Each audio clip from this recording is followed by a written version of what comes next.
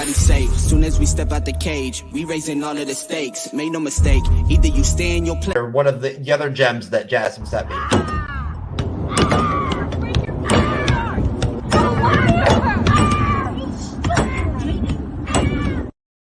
Wow. Hell yeah, dude. Is that like performance art? That's amazing.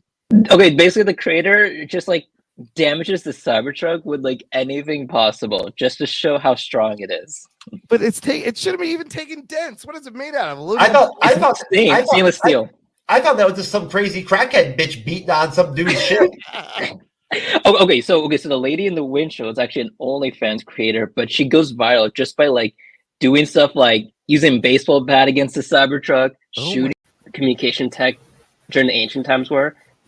I cannot think of anything. Someone would have to signal them or something. But like that quick? Yeah, that's a good point. Yeah, panelists, can you guys come up with ideas? Not that answer, Ken. Well, actually, in certain movies and TV, I always see they always shoot like fire arrows sometimes to send the signal for the army. That's usually the case. And then also being folks. Or like smoke. Yeah, smoke. You know, that's. But that takes time. Oh yeah, but yeah, like a fire arrow shooting up. And it'll be obvious too. Yeah, I mean it's that's where like the army knows that okay, that's our time to move in. You know, or you know, or flying or maybe creatures. like it. Yeah, that's what I wanted to say. Like all right, Rathacon, wrap up your contribution. You already see Seiki diffusing Toranaga, making jokes. He's like, "Oh, you got to come to your mediocre half brother." He's kind of softening him up there. Should have been suspicious of him at that point, but I wasn't. I was like, "Oh, this is great. This may actually work out." And then, I also question why Jin would tell Omi that information.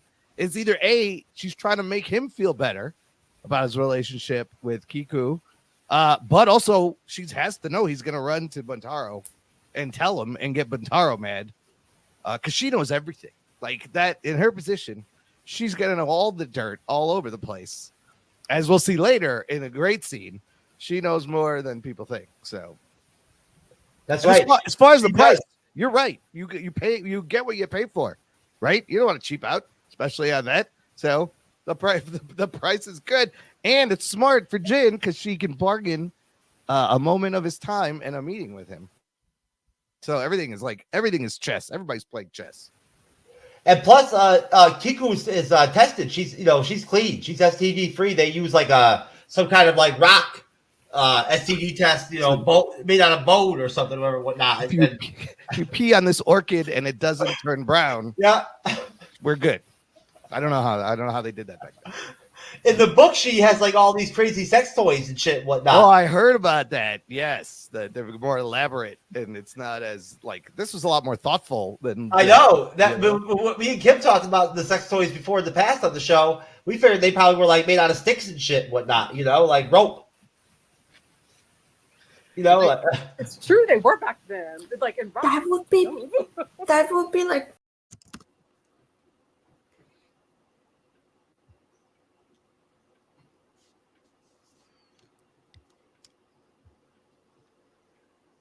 Yeah, baby. Yeah, winner. There you go. New sport coming to the Olympics, folks. Thanks to Rathacon himself, Top Gun, Tom Cruise over there, whatnot, everything, introduced us to this new sport they're going to be adding to the Olympics this year. As you can see, not very Shogun orientated, but definitely creative. And look, there, bam. What can you say? So, panel, before we talk about Shogun here at the MCU'S Bleeding Edge channel podcast, let's get some thoughts on this new sport they're adding to the Olympics here. They don't have a name for it, or else I can't understand the language it's in. If anybody wants to create one, I'd be more than happy to hear any thoughts you have for it. I'll start with you, Aston. Aston, what are your thoughts on the new sport they're adding to the Olympics? Oh, I ain't got a name for it. But I definitely could line up a few sponsors. That much I got. Okay, all right. Amato, would you join? Would you participate in that new race they're doing?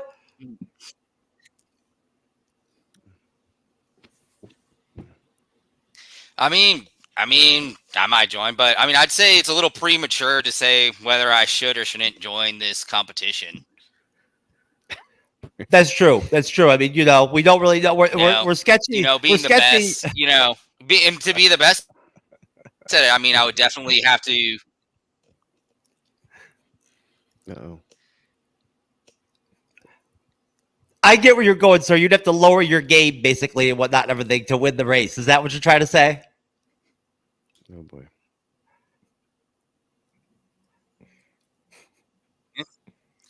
Yeah, I mean, I have to lower my game a little bit, maybe, I don't know.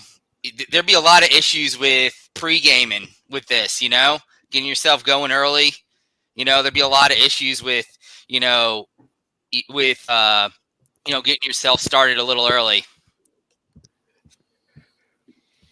Most definitely. Most definitely. What do you think, Justin? What are your thoughts on this new sport that is unnamed at this point? And we don't know the rules or anything. Well, I thought the name was Come and Go. That's what I thought it was. But yeah, it's riveting, man. It's riveting. Most definitely. Definitely something that you would anticipate now that you've been on the bleeding edge more than once and whatnot, everything. And nothing like that would surprise you at this point. Oh, no, not at all. No, definitely not Shogun orientated, but interesting. And bleeding edge style. Condenser, what are you and your sunglasses thoughts on this new Olympic sport? I mean, the sunglasses enjoyed all the views. My eyes were just looking at the dark lenses. This new sport, I think, is great for men of the younger generation, especially since they last a lot shorter than previous generations. They do? Where did you see that study?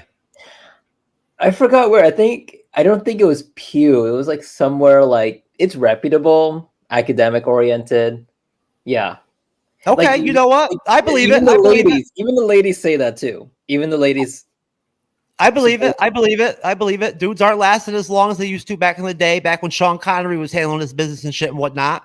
I mean, how about you? So do you think you can win that race, or do you think your 60-minute man will beat you? No, sir. My stamina is just way too staunch, whatever, whatnot. It's my organic natural stamina without condoms and shit and whatnot. It's just too intense to where I would not even probably join that race. I'd have to not have sex for probably several months, just to prepare, like Amato said, to pregame and get myself in the right game, shape, to enter the race properly. And yeah, again, I'd have to have a sex with a real woman too.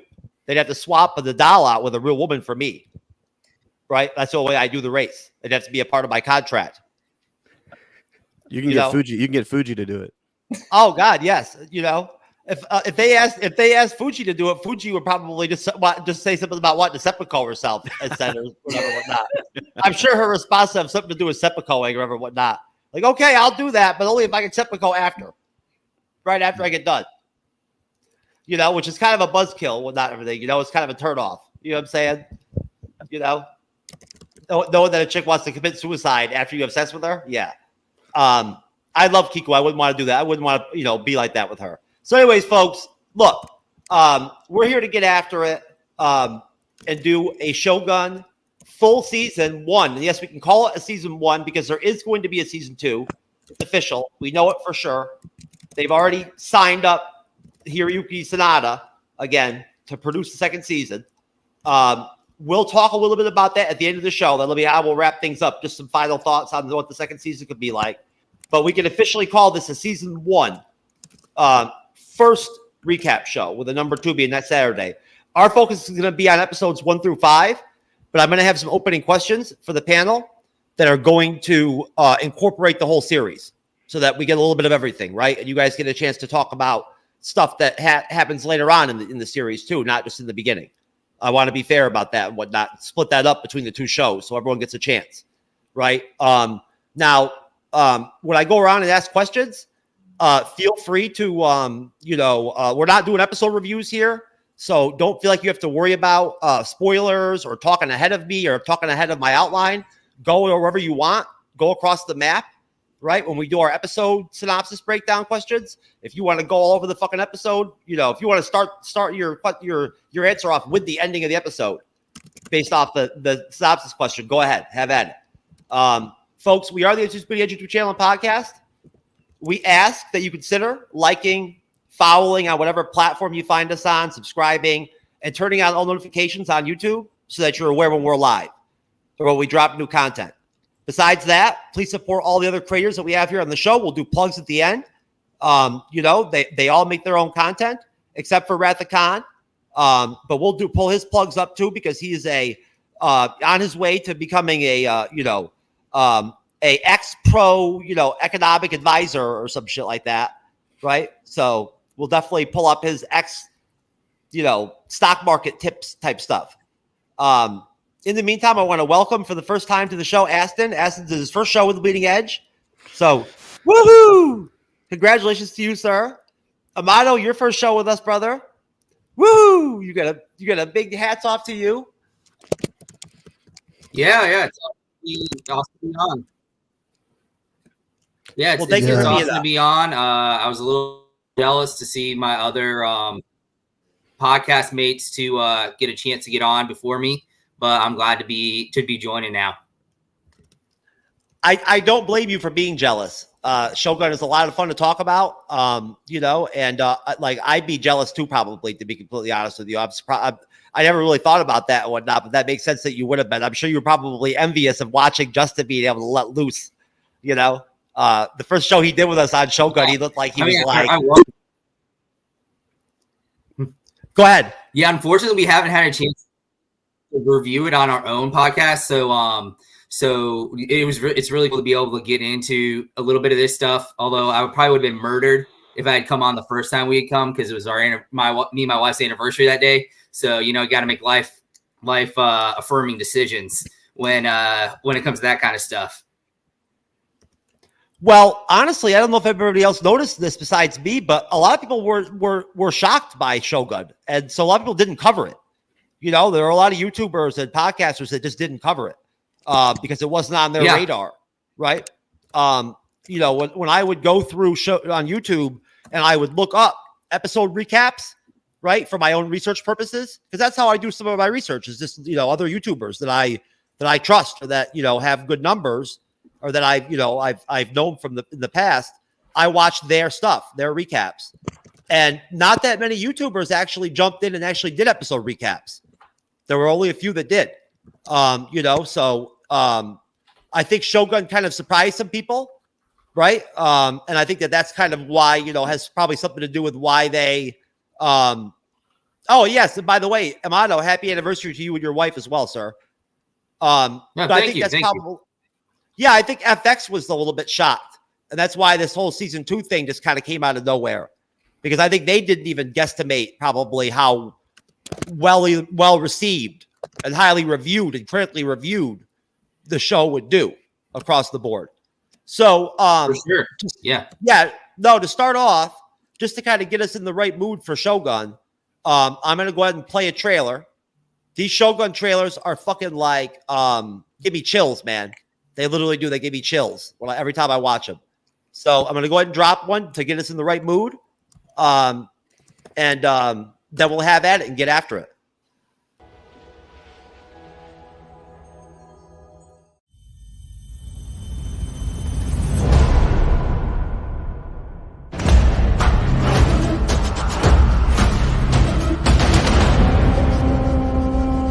Maybe fate brought you here for a reason.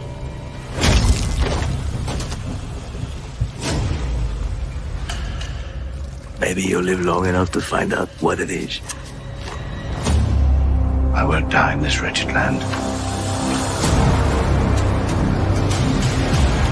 My master asks what you seek here. To vanquish our common enemies. Dear God, you don't know their games.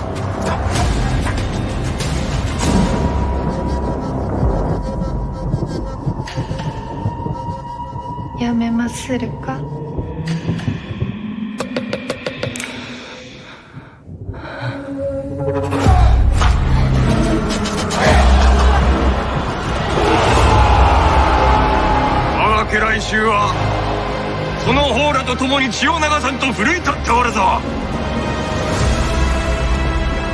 己の敵の正体が分かっておらぬのじゃ。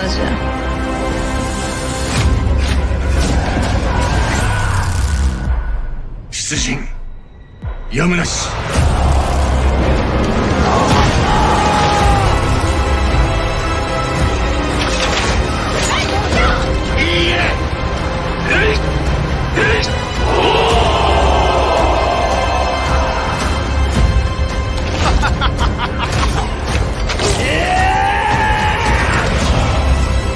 The ultimate rank a mortal can achieve.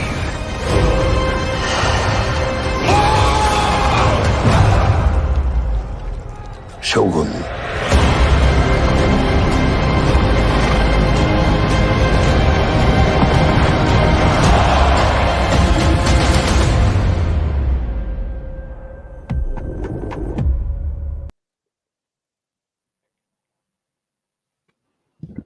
Now I will play another trailer later on in the show, but I just want to go around and ask you guys. I think the trailers are a good place to talk about the score.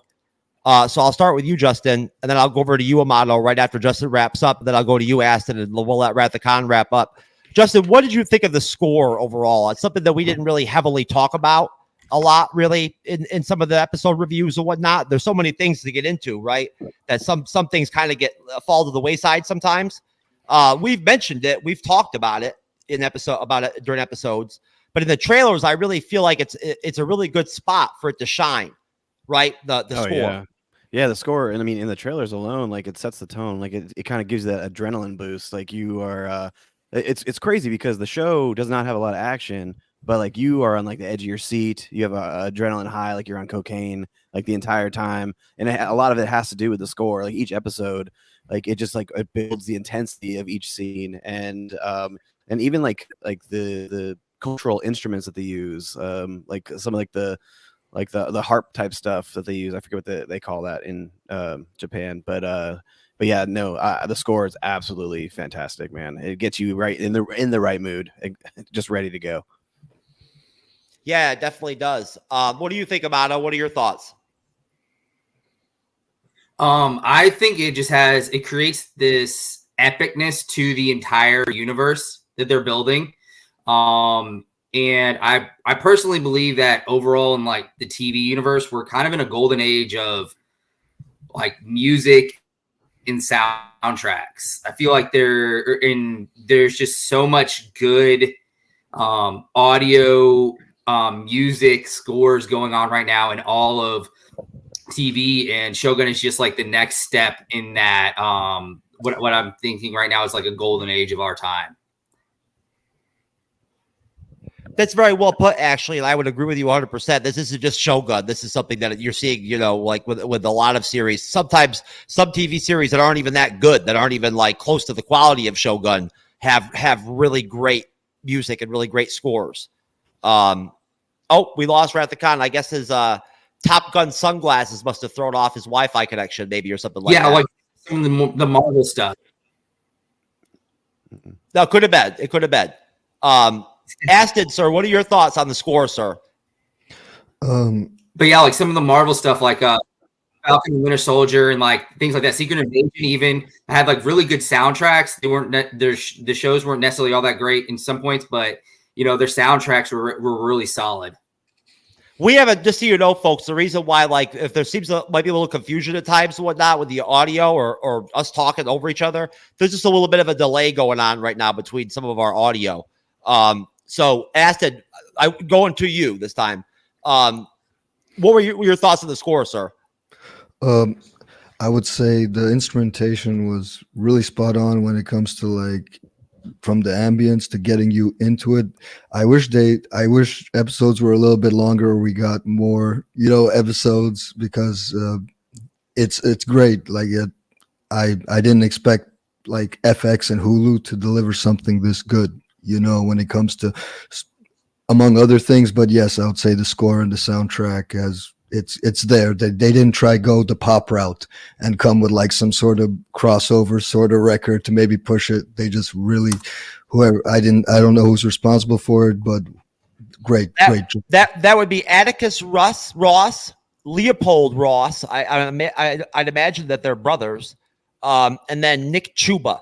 So they had 3 different composers, not 1, but 3 that all were involved in the score, in the series. So we lost Ref the Con for a minute, whatnot. He's having internet issues. So I'll get back to him when he comes back. But opening off, just to start things up, with our first question, off my outline, I believe the first thing I wanted to go ahead and ask you guys was which episodes, if you had to pick 3 out of 10, out of the 10 total, would be your top 3 overall across the board of the series, overall. And then, of course, why? I'll start with you, Amato, let you lead off. Then I'll go to Aston, and I'll go to you, Justin, and hopefully Wrath of Khan will be back to wrap it up by then. But just, for you, Amato, again, just to state it again, which episodes, if you had to pick 3 of the 10, right? I know it's hard. You don't have to rank them in order. You can if you want, but you don't have to, would be your top 3 episodes out of the 10. I would say my top 3 episodes would be Crimson Sky, episode 9. The Eightfold Path, which was the Eightfold Fence, which is episode 4. And then the episode 2, Servants of Two Masters. If I were to do my 3 episodes. And I just love the way there's lots of times where episodes where like Mariko is like really kind of the forefront and you learned a lot about her. And I felt like she was just Anna Sawai was just such a force through the entire show, and she really shined those episodes. You got to see a lot of her range and her skill and the way that she just like was sparring with people verbally and then sometimes physically, in those moments. And she just was in my mind, she was an elite actress and character throughout the entire show line. Okay, sorry about that. I muted myself there for a minute. I believe I could be wrong, but I believe 2 out of the 3 episodes you just picked, Justin, when I was talking about the private chat, is those were episodes that were directed by Frederick E. O'Toy, the ones that you picked, 2 out of the 3. I believed he was the best director out of all of them, probably in the series. He directed episode 10, 9, Crimson Sky. He also did episode 5, Broken to the Fist, 4, The Eightfold Fence, like you picked. And that was it. Those are the ones he did. Besides that, we had Jonathan Van Token that did Engine, episode 1. Jonathan Van Token that did episode 2. Charlotte Brandstrom did Tomorrow is Tomorrow, episode 3. O'Toy did 4, and O'Toy did 5. Since we are going to be focusing on episode 5, I just wanted to lay that out. And then it was Hiromi Kamada that stepped in for episode 6, Ladies of the Willow World. So, going over to you, I believe I said over to you, Aston, then to you, Justin. Aston, what episodes would you pick, sir, out of the 10? Which 3 would be yours? I got them here in my notes. Honestly, I would say the first one and the last 2. The Eightfold Fence, amazing how they translated that from the book. Like it felt really authentic, as well as Broken to the Fist, episode 5. Those were like, I feel the stakes really got a little higher, and you just, I liked like the first episode to me, and the last 2 out of the 5. I feel those are the ones which would get a lot of folks invested into it. I mean, I love the story, yeah. Like I read this joint, bro. Yeah, most definitely. Big ass book, bro. I'm not gonna, no lie, big ass paperback. I can see the size of it and whatnot and everything. And I'll tell you, honestly, if it's unfortunate, but if I had known you before we started Shogun, we would have loved to have had you on a couple of the episode reviews, just to bring that book knowledge to the recaps, because none of us read the book. No worries, guys. You guys had social lives in high school, okay? Well, it's always good to have somebody on the panel, whatnot, at least, when you're covering something like Fallout that's played the games. That's all I'm saying. You know what I mean? So we did try to talk about the book here and there, but not having the knowledge about it really, except for the stuff that we would hear online. it really didn't come up that much. But those are some really interesting picks. I knew that we would have some all across the board kind of picks here, right? That's, how the game works. But I was very surprised you picked episode 1 and 10. I did not see those episodes ending up being picked at all in this. No. I think you said you said to pick 3, and it was the first and 4 and 5 out of the 5, because I thought we were focusing on 5. Oh no, you can pick out of the whole 10. I mean, I ain't get past 6, so I ain't doing that. Like I didn't. Oh, okay, all right. Did you say episode 10? No, I didn't get past episode 6. Like, because I watched 2 of them today back to back. Like, so what were your picks then from 1 through 5? 1 and 4 and 5. Like, because I thought it was like hey, it's like 3. What time is it out here? I think it's like damn near. Yeah, it's past 4 in the morning. So if I'm a little hazy and stuff, that's kind of why I got the shades. I ain't trying to be cooler than school. It's like it's hella late out here, guys. It's like that's like the place is a mess, and I'm super thrilled to be here. It's like this is my first time doing anything like this. Like I usually do music, I rap alongside. I had podcasts, I had radio shows. So Jeff was kind enough to allow me to step in and hang out with you guys on a weekend, and it's you're doing fine, brother. You're doing fine. You got caught up. You watched the show. You grinded through and got through episode 5. We're happy for that. So you did fine, sir. Let me go over to you, Justin. What were your 3 picks out of the top 10 out of the 10 episodes? Okay, yeah. Mine, I would have to say Broken to the Fist, episode 5, like we've already mentioned here before. And then Ladies of the Willow World. I really, just that brothel scene was just incredible, man. That brothel scene was phenomenal. Ladies of the Willow World is a great episode. It really is. And then I'm going to have to agree with Crimson Sky, because Crimson Sky was like, obviously Mariko's swan song, but it was amazing. Like she carried that entire episode. And then she even got, she threw, she stole the thunder from Ashido, yeah. Yep. And which was great, which is fantastic. And yeah, she had to flex her muscles in that episode as well. So, but I know, World, so fantastic too. Isn't it almost like to give you chills in the trailer when you don't know and then you do know what's going on when Toranaga asks her, right? Like, you ready? Are you ready for like your mission or whatnot, everything? And she says, I'm ready. Right? Oh, yeah. Like, yeah. Like it's almost gives me chills, dude. You know what I'm saying? Like, before I even knew what had happened, once I knew what it meant, it meant more. You know what I mean? So when I watch the trailer now, I'm like chills going down my spine and shit. Like literally. Yeah. Well, I mean, seriously, if you could give an individual MVP award, Aston, I'm sorry to spoil anything for you. I apologize, but you had to know that was going to happen on the show, but I got to tell you, if anybody deserved an individual MVP for one episode out of that 10 episode series for their acting performance, whatnot, everything, it was Anasawi. Man, she fucking destroyed it in episode 9. She just fucking killed it. Heavyweight, true heavyweight. She was so good.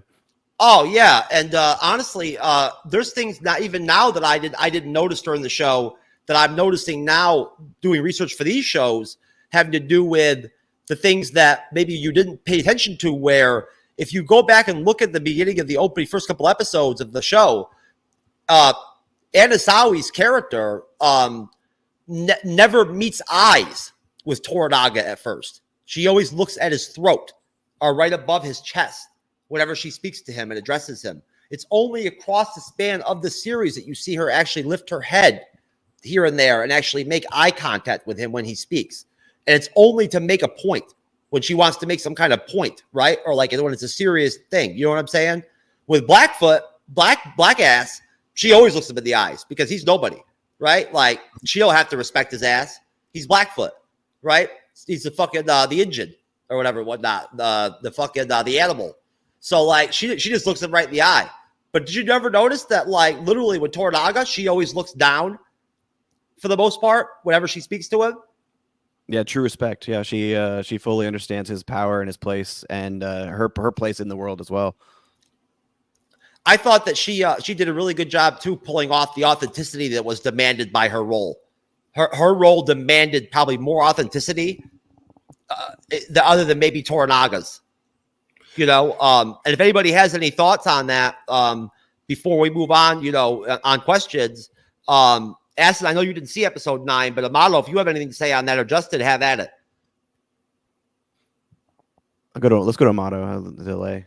I would say like especially in episode 9. Especially with episode 9, like the way that she just eviscerated Ishido when they were having that conversation. She was just so like, she was so calm in the way that she was attacking, but she was also so like, everything was dripping with just like venom and just this, you know, control that she had of the situation. And it was just enthralling. Like she really pulled you in that episode so much.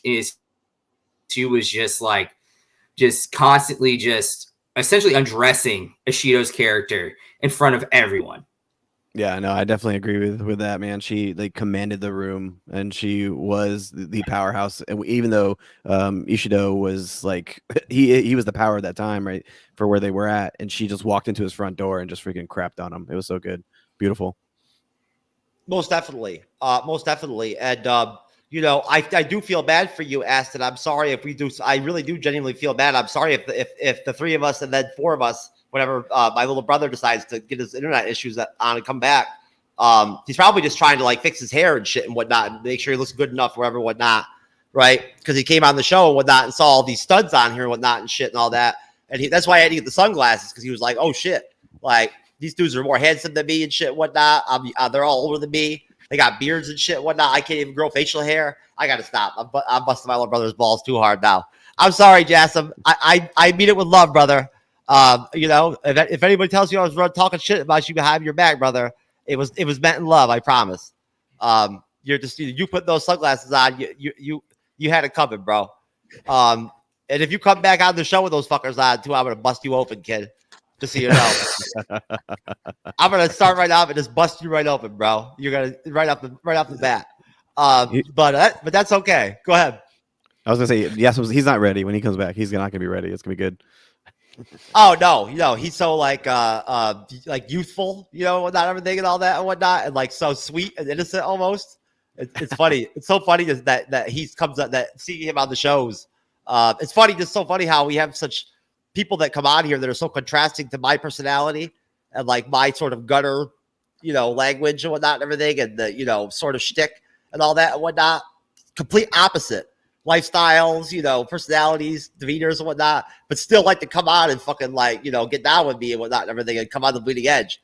I see it as like a major compliment, you know, because I get it that like I'm a like it or hate it kind of guy.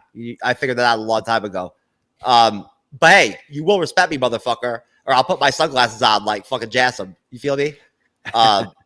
And I'll fucking pull down my pants and show you my fucking Yabu loincloth and shit and whatnot, and my bulge. So how about that shit?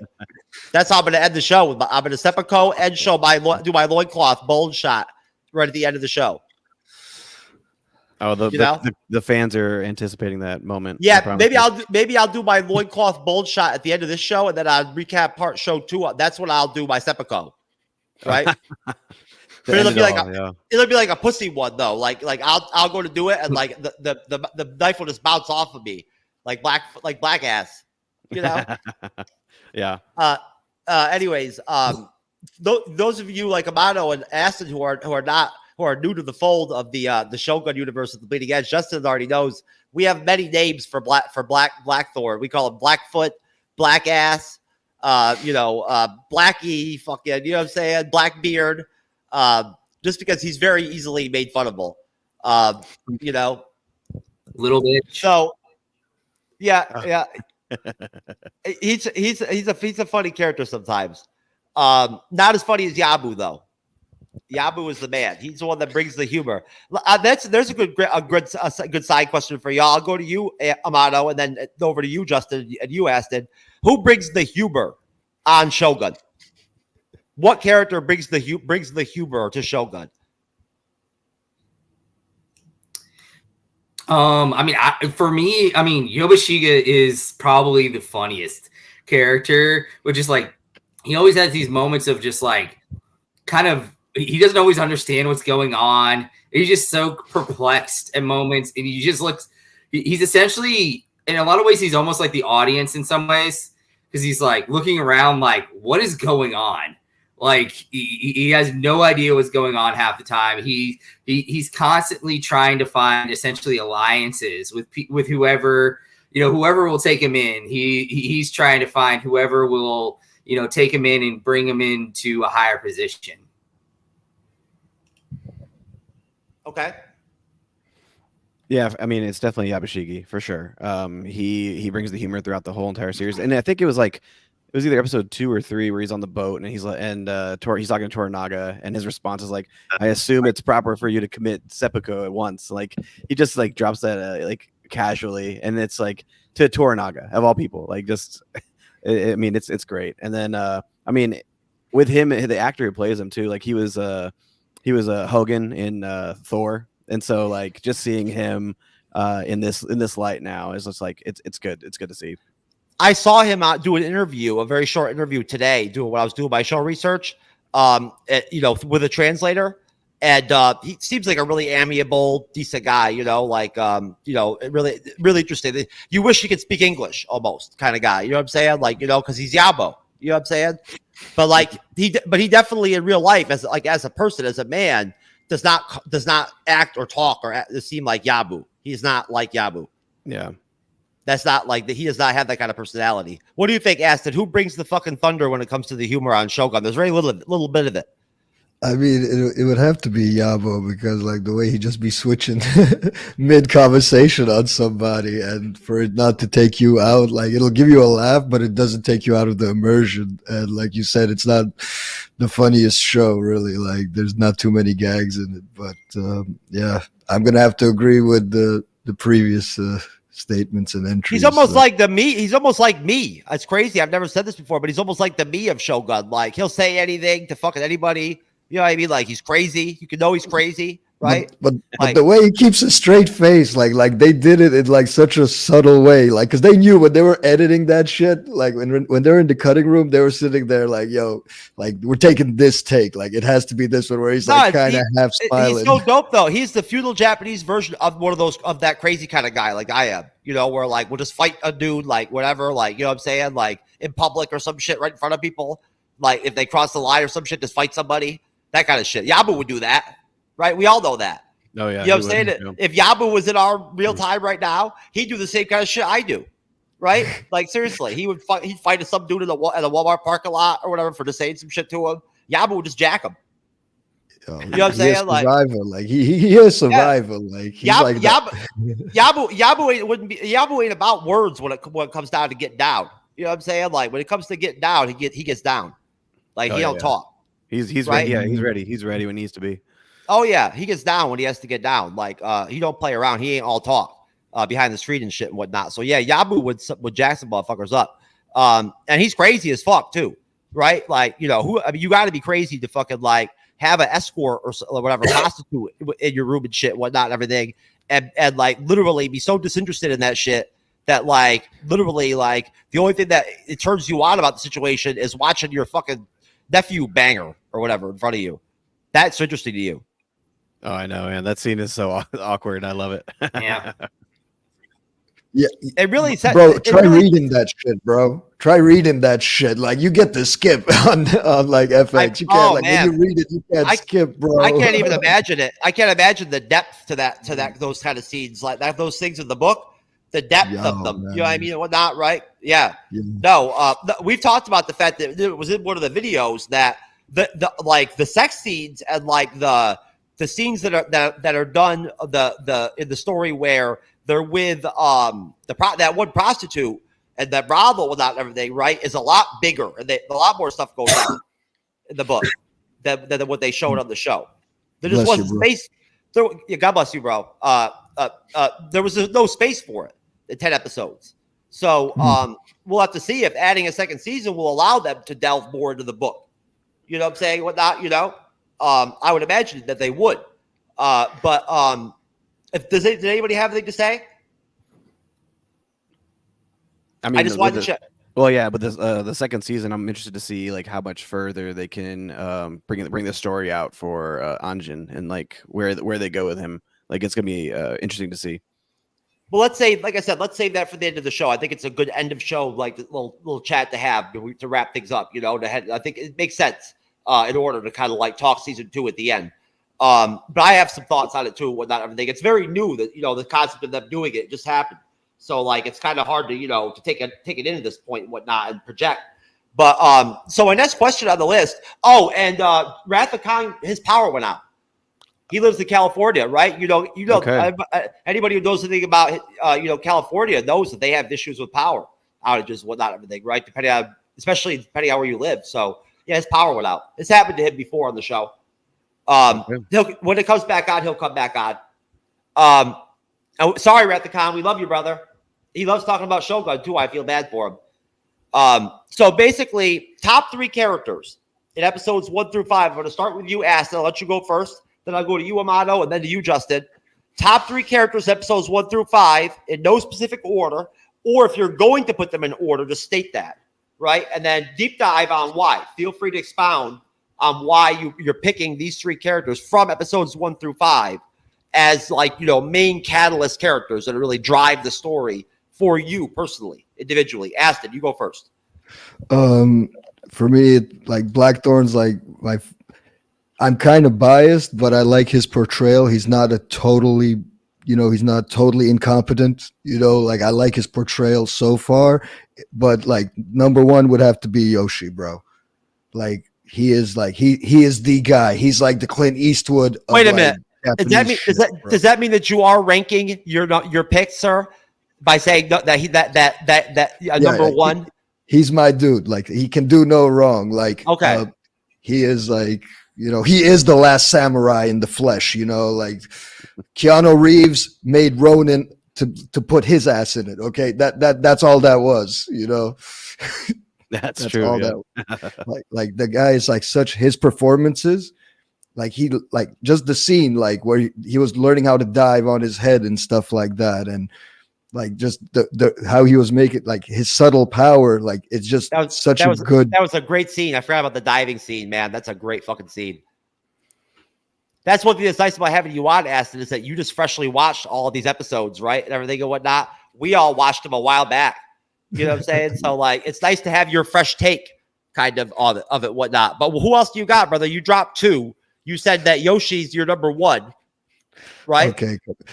Here's the thing. I'm gonna sound super cheesy, man. It's got to be Mariko, man. It's because, I mean, the one thing I don't one thing which it does throw me off though. Why would it be cheesy? Why would Mariko be cheesy? I'm just wondering. Because I feel and it's kind of maybe a pacing. She's billed as one of the top 3 main characters of the. No, she's fire. Her character is fire. Her character's fire. I just wish they had maybe 2 more episodes because there's some really early on stuff about the character which is amazing. Because I feel the reveal in the 4th episode, I believe. I was oh, that is so down. Understated, and there was a lot more of that inner conflict. She's definitely my 3rd character. Love her performance is there. Who was I forget who was number 2. Number 2 was Blackthorn, Yoshi. Blackthorn. Okay, so you got Yoshi, Blackthorn, and Mariko. So basically, the top 3 build actors of the series and whatnot, everything are your picks. No, that's cool. That makes sense. And you actually are ranking them and whatnot, everything. You got Blackfoot number 2, Toranaga number 1, and you got Mariko number 3. There's nothing cheesy about that, dude. Mariko you haven't watched the whole season yet. Seriously, you don't even know yet about Mariko, right? So just wait. You know what I'm saying? Believe me, they're going to service her character a lot. But what else? I'm sorry, I didn't mean to cut you off. What else did you have to say about your picks? With me, it was a tough choice because we're all around the same age. So we grew up with I would say the best era of Japanese cinema, Hong Kong, those action flicks. So seeing a lot of these guys get a real shot, it's they gave us nostalgia for something most people never watched, never read, because because Shogun is like this, like that's 70s, bro. That's way too old for us to have even, like stumbled upon that. Like nobody had the box set of, like, I don't know nobody with the box set of that. So to have these great actors, like, it's just like, well, like I would have to agree with Amato where he was saying there is some sort of a golden age, like, because we wouldn't get this sort of volume that we've gotten when it comes to quality of certain productions. They wouldn't have got a shot. Whereas here we got a really big budget show, which works. Like it just, like those guys, it's like a flashback to me, like all the kung fu movies, all those action movies, Old Boy, all that, like just except in like a really high class thing that you can like watch with the girlfriend on the couch and be like, yo, this is deep. Yeah. Oh man, that's so good. I agree. Hell yeah. There's nothing like watching the fucking the sex scene with Yabu watching with your girlfriend, man. You know what I'm saying? Not so you can like get some ideas going, get some conversation going. You know what I'm saying? That's when I tell her to get the sandwich. Okay, go make a sandwich. Okay, and then I just keep complaining. The longer the scene goes, like, why you put pickles? So I don't know if you didn't hear about it or whatever. Just like you didn't hear about you didn't hear about that new Olympic event, but like it's actually illegal now to actually say that to women. You can't just say make me a sandwich. They made it illegal, sir. Uh-oh. At least in the U.S. What was that, Amato? I said it makes it real difficult to go to Subway. I know, seriously. Snap. I know. Yep. When you go to Subway, you got to actually ask for a male employee to walk up to get a sandwich or whatnot, because if you ask the female employee to make you a sandwich, it's illegal. Listen, right? I don't want no dude giving me a foot long of nothing. Pause. Me neither. Me neither, sir. Unless it's multi-racial, for diversity purposes. As long as the foot longers are black, brown, white, blue, and green. As long that I'm okay with it. Anyways, sir, I believe that I said I would go to you next, Justin. Justin, along with the question on the characters, were you shocked that Andres, the pop culture guy, revealed that Shaquille O'Neal was actually in Shogun? Oh man, that reveal was something, man. Like I had no idea until he revealed it. I was like, oh yeah, Shaq. He's right. He was right there the whole time. Like I know. I mean, it was fantastic to see. So I mean, he's got to be number one, right? Like I know it made for a really good joke for like a long time too. Like the whole Shaquille O'Neal being in the Shogun thing. Yeah, it's wonderful. Yeah, it's still great. It's still great. It's all because he couldn't even remember a name of one of the actors. Andres, he butchered some names on Shogun, bro. It's so bad. It was rough, bro. We love the guy. You know what I'm saying? Whatnot. We love you, Andres. You know what I mean? Whatnot. No one's talking shit about you, bro. I promise. But like, you butcher some names, dude. you be butchering. Anyways, he calls us Ahsoka or some shit. Remember he was calling Jasmine. Yeah, Jasmine. Oh man, that was funny. Yeah. All right. So Justin, what are your picks, brother? What you got? Are you gonna go balls out like Aston and actually rank your shit, or are you gonna just do your shit loose? I'm gonna go loose. I don't think I have a definitive. Like I feel like if I do definitive, it would be through episodes 1 through 10, because like there's a lot of heavy arcs in the back end of the season that really builds characters. But yeah, okay. So I'm Toranaga, obviously. Toranaga is he's fantastic. Like I said, no particular order. His presence and his command and like his strategies, man. Like his mind, it works on a whole other level. Like he is just like he's a thinker. Like no matter what the situation is, he's got a plan and an idea for something, man. It's great to see.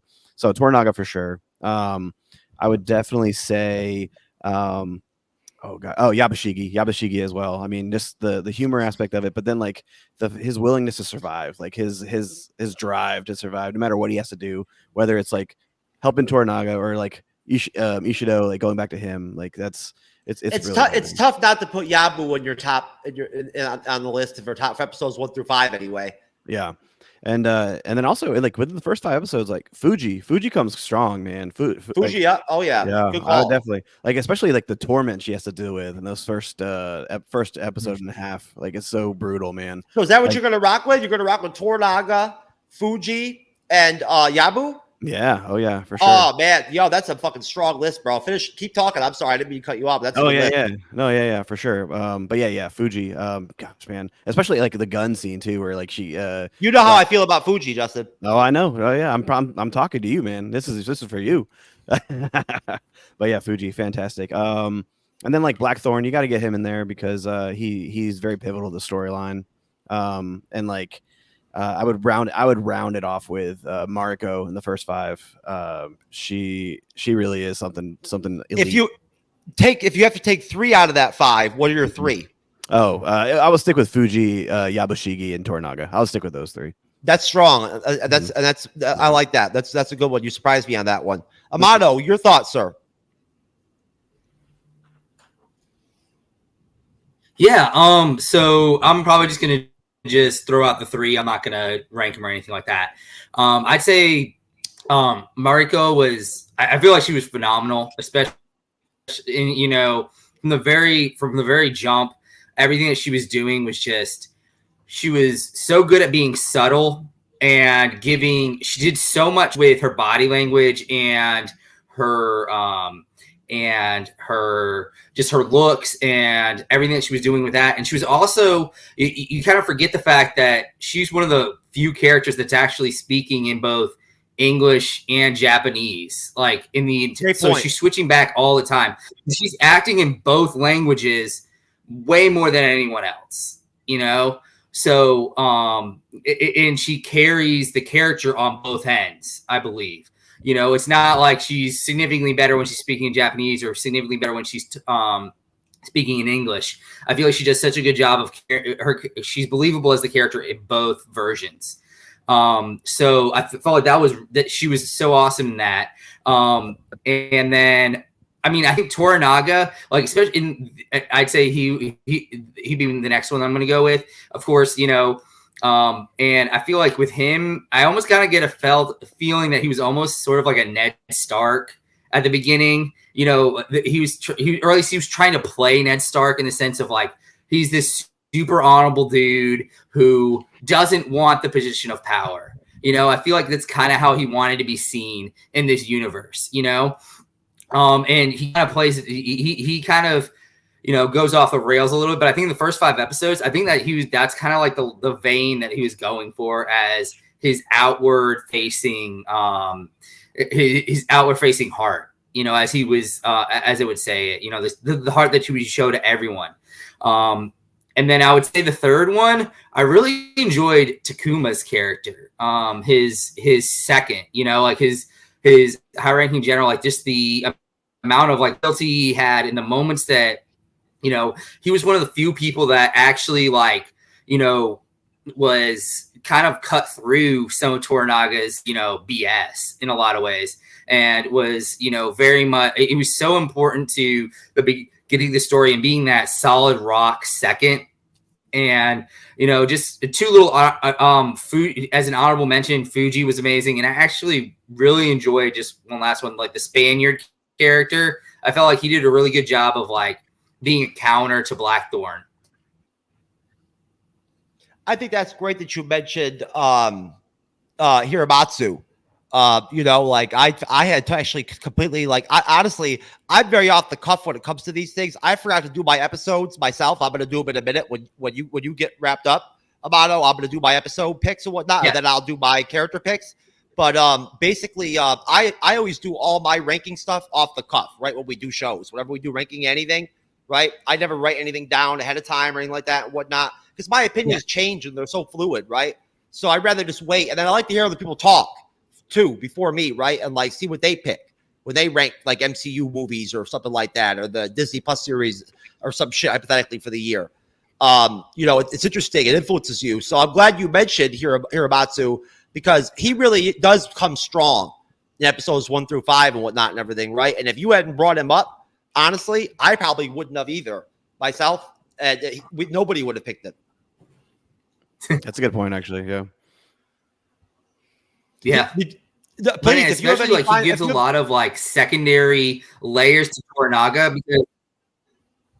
Go ahead, keep going. Yeah, like he gets like a secondary layer to Toranaga because of the fact that because he's the only person that kind of knew him when he was younger. It seems like from the series, essentially, beginning, he's the only one that knew him from when he was very young. Everyone else had such reverence for him as a character, and although he very much was the second and was very loyal to him, like to the end, as you see. But he was there from the beginning. Like he saw everything that actually happened as he was growing up, and saw him as more than just this lord.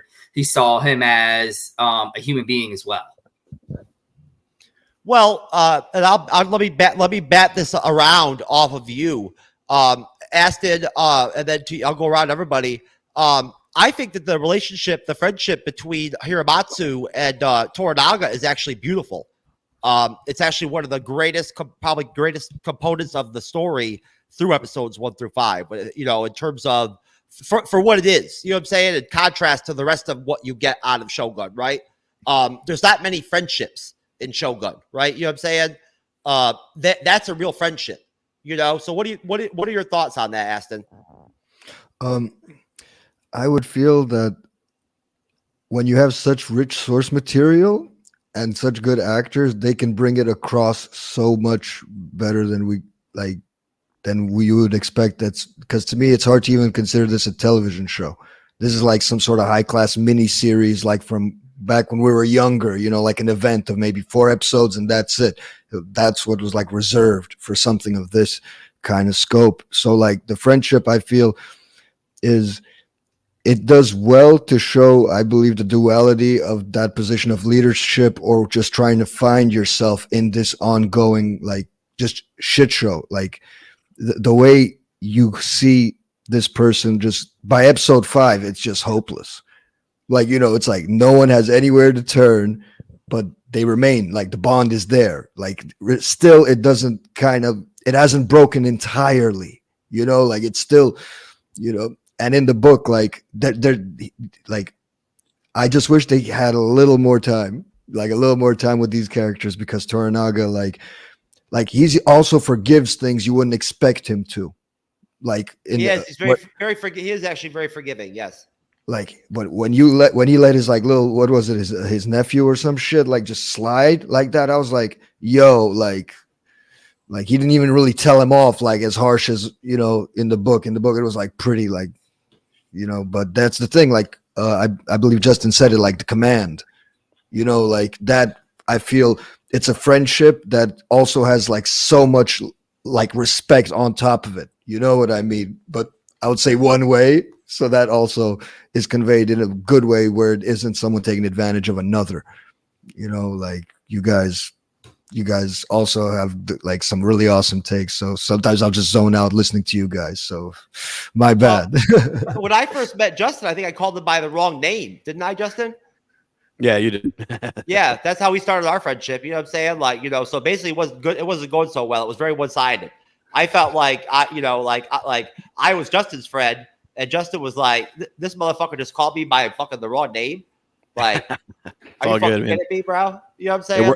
It works itself out. Yeah. Like he's already crazy as fucking shit and whatnot. I don't know what the fuck is going on with this guy, and he can't even fucking get my name right. Like, I don't know about this.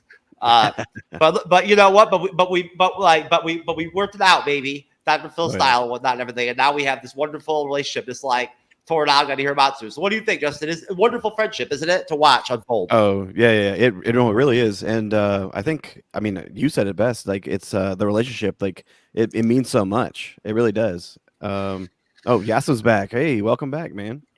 Yeah, thanks, man. Power's out, so I'm at the library now.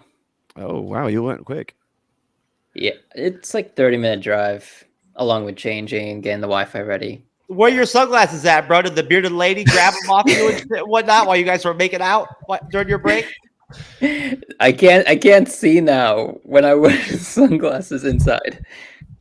I can see the bearded lady making a move like that and whatnot, everything, right? You get done making out, they just grab your fucking sunglasses, take them off you.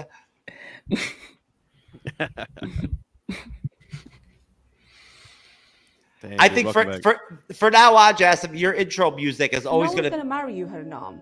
Like, you have a beard. No one's gonna date you, Haranam. You have a beard. No one's gonna be your boyfriend, Haranam. You have a beard. You are not a preference to a lot of men. And then I'll get and I took your sunglasses, bitch. Message me, but that's not who I'm attracted to. Hannah, I like really masculine men because I am very soft.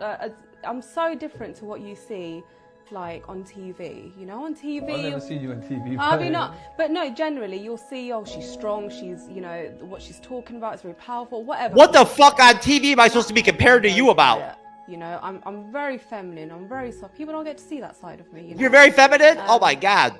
But no, it has been difficult. Where I wanted to be married and have kids. How you want to? I think her Nod's version of femininity is definitely a little askew compared to mine. I gotta be honest with you. Just a little, yeah. Yeah. It's okay, Justin. You could have worse intro music than that. You know, Andre's Pop Culture Guy has that Dr. Phil Pocahontas chick or whatnot, everything that like she shares a soul with Pocahontas and shit and whatnot. Like that's pretty rough. I thought his intro is the NASCAR. No, that's just the video that he likes. The one with the bitches with the titties and all that, the chicks with their titties and shit. He just likes that one. But that's not actually his intro music or whatnot and all that. No, he just likes that shit. No, I think I got rid of his actual intro music because there was no point in playing it anymore. Anything Dr. Phil related, you automatically get hit with a copyright on fucking YouTube immediately. Dr. Phil don't play, bro. You know what I'm saying? He don't play with that shit. You can't be using this shit. You know, but you know what? Justin, I got some new shit, man. Check this out. I'm about that life. Ask P. Diddy. I just came from his house, even though I'm feeling funny after drinking P. Diddy juice. Wait, what the fuck? What's happening here? Hey, there you go. I don't know what the fuck happened. That's very well said. That guy is funny as shit with that. What the fuck? That guy was drinking P. Diddy juice. Y'all see how Drake just slid out that video of like Diddy like whooping on his girl and she just slid that shit out? Bro, how did that little black dude fucking manage to land at that angle and hit that fucking rack or whatnot? Like, you know what I'm saying? Like, I just don't get it. Like how he deviated in that direction. But Amato, sir, what are your thoughts going back to you and everything going on? Since you originated the question essentially with your contribution, what are your thoughts on the friendship? You know, because I think that's one thing that we never even talked about in any of the recaps with the episodes, right? Is the friendship between the two characters, Hiramatsu and Yoshi. I think it's a really important relationship because essentially, so Mariko brings up the idea of the 3 different hearts that people have. And so like Toranaga, he has his heart that he shows to everyone, which is like this, I don't want to be Shogun. I don't want to be Shogun.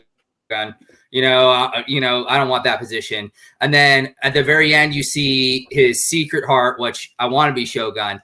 And I feel like essentially that middle heart, the one you only show to friends, is only ever seen by in this relationship, because I think that's the only person in the entire like show that he's really like friends with. You know, everyone else is a vassal of his or, you know, an enemy of his or an acquaintance, but it's never actually like an actual like friendship. And I think that's the only time you see that middle heart that, you know, that she brings up when she's talking about the 3 hearts within that relationship. So you get to see it rounds out the character of Toranaga by using this character to show that. Yeah, the only other friendship I can think of offhand in episodes 1 through 5 that's really there that you know of is Omi and Toranaga's son are buddies, right?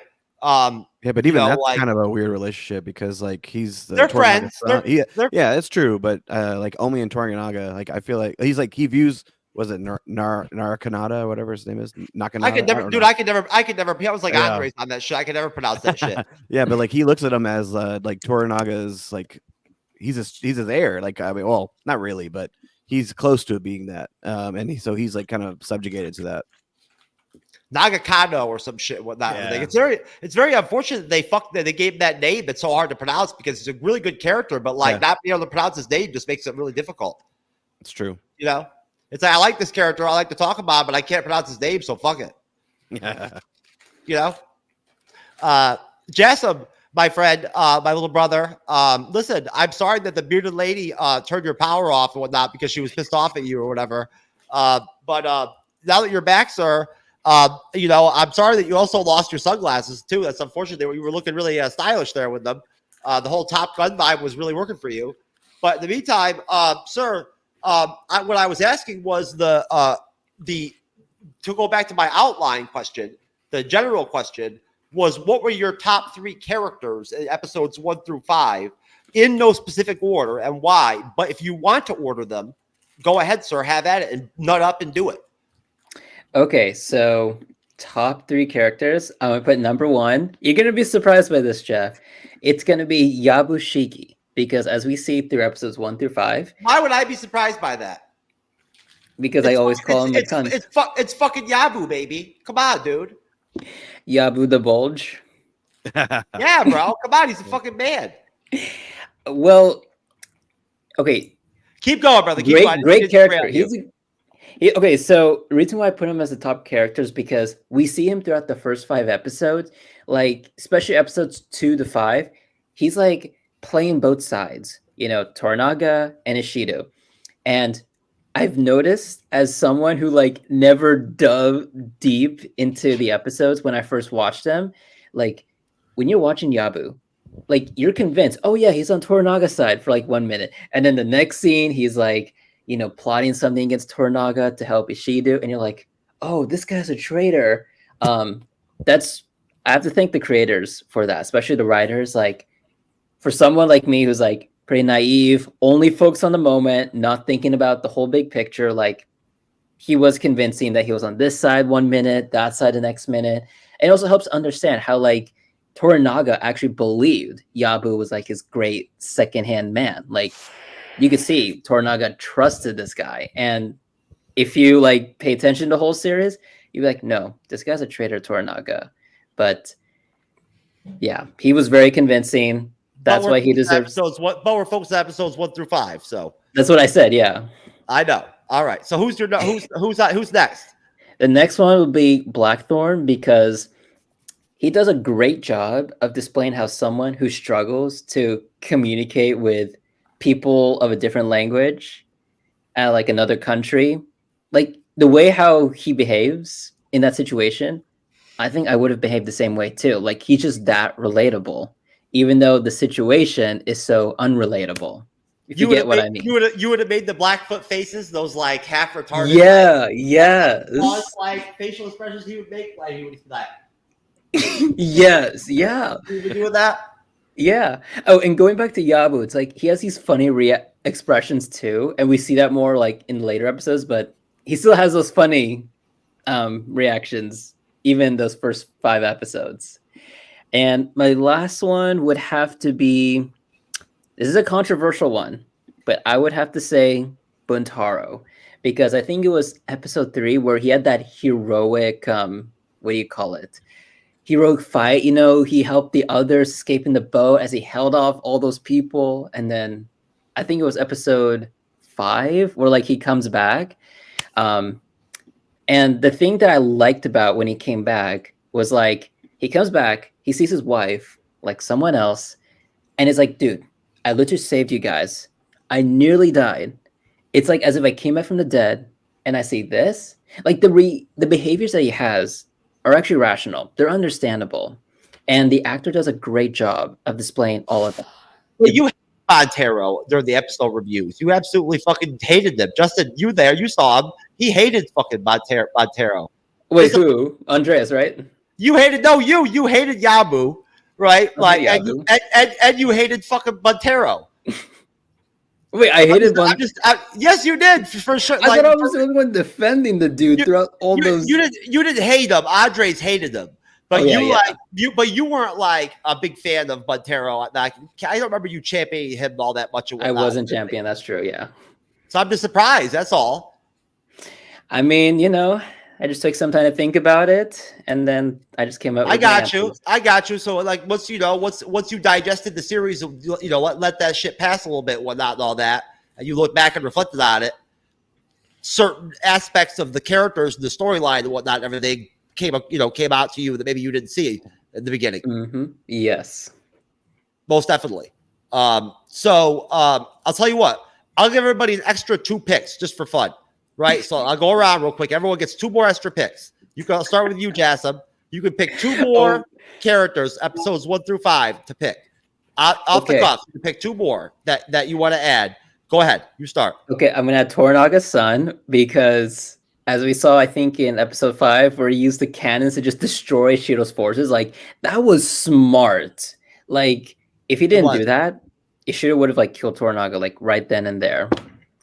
And then the second one's gonna be Fuji because of that one scene where, remember the gun? Like he's supposed to give the gun away. He gave the gun to Fuji, and Fuji's like, "Don't ask for them again." Like, something like that. That was epic.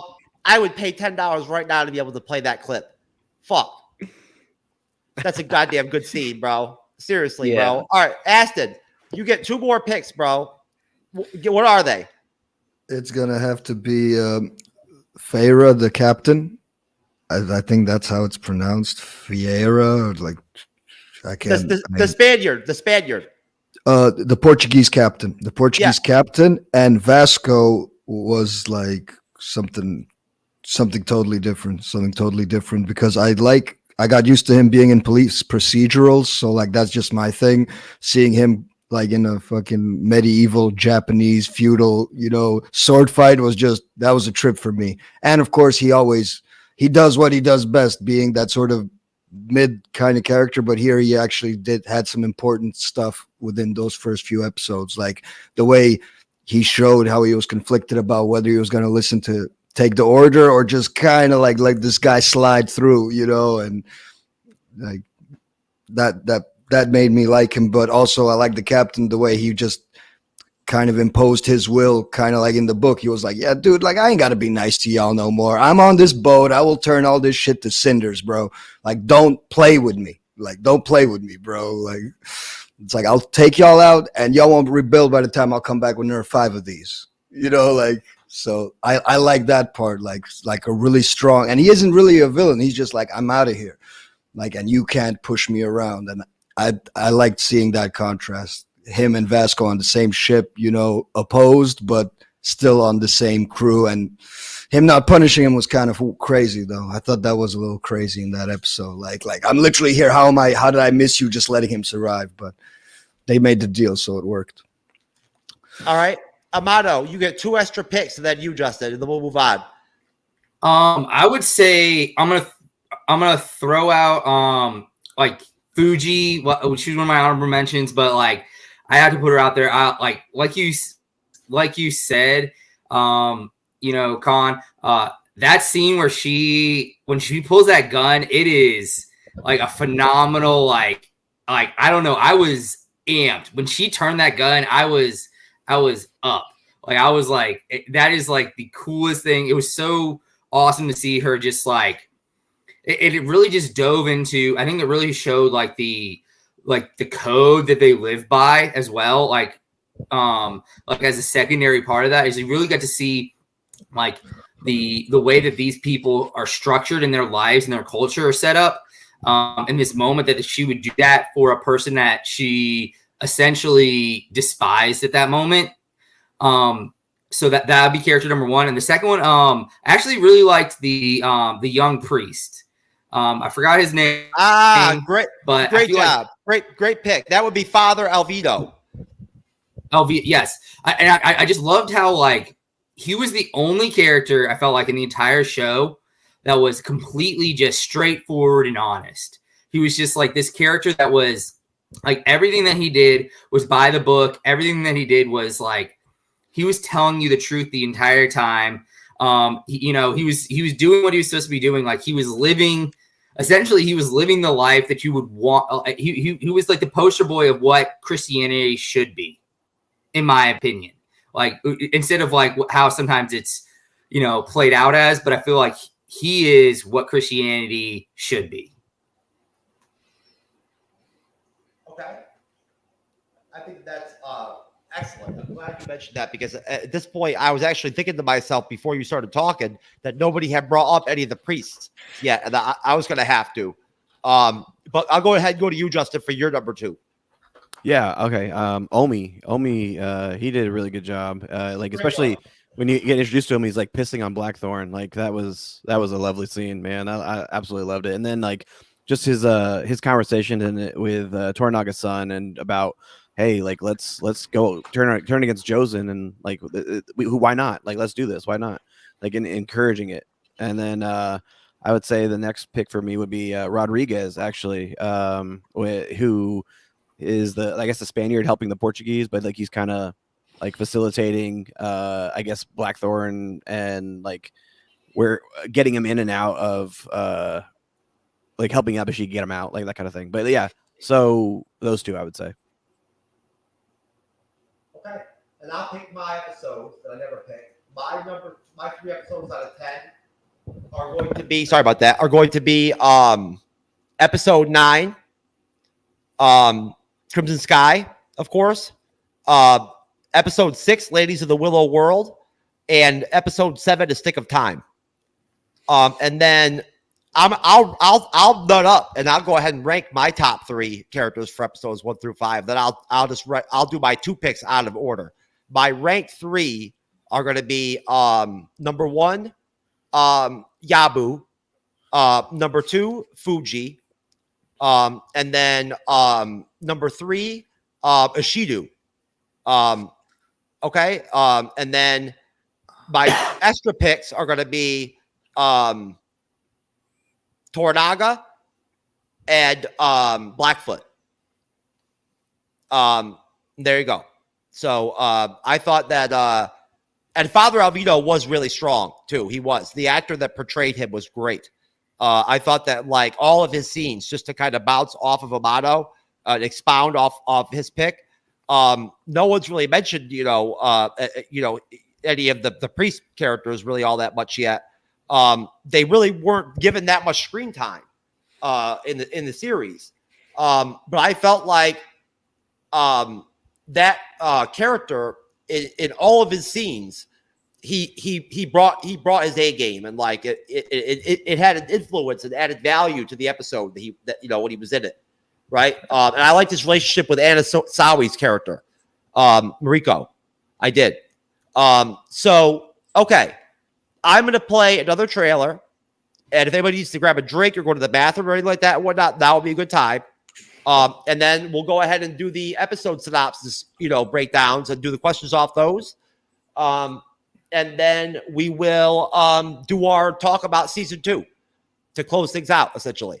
And like I mentioned in the private chat, I might go past the 2-hour mark on this one. And I always like to warn people on the show, if you don't want to go past 2, just let me know. We'll plug out whatnot, everything. But as Wrath of Khan will tell you, or if you just look through our live streams, sometimes I just go live and just keep on going for 5 or 6 hours. Wrath of Khan knows I do that. Sometimes I'll get patches where I'll just do all that, like 2 or 3 or 4 shows where I'll just like see how far I can go from show to show, 3 hours, 4 hours, 5 hours. So I like to talk Shogun. I might go 3 hours on this piece. So, I might get the bearded lady to come on the panel, right? And jump on, So, but those are my picks. And here, let me go ahead and play this trailer.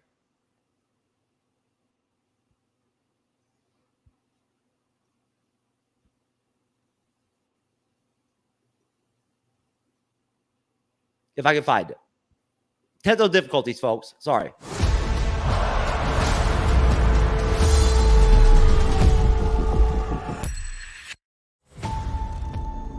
Hear me, my son. I alone will tell you the truth.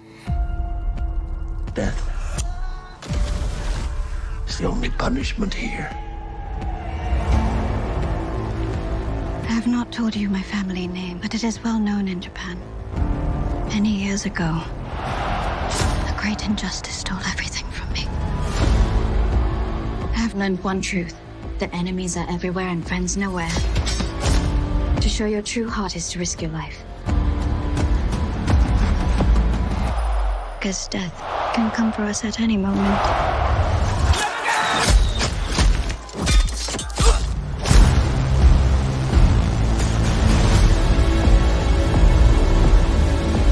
These are dire times. 日の本は戦乱の世に立ち返るわけ。Doomed lovers, cursed kings.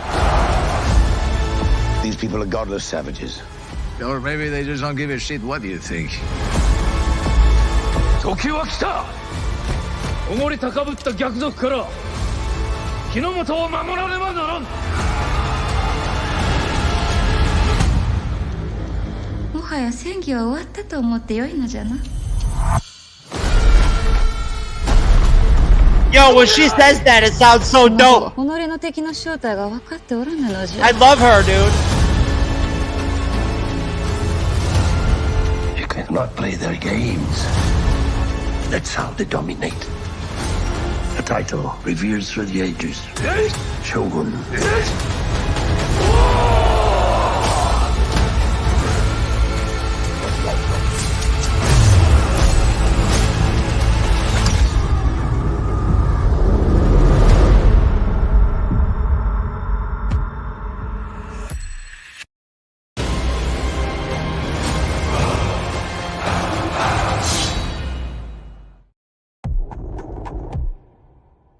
Do not be fooled by our politeness.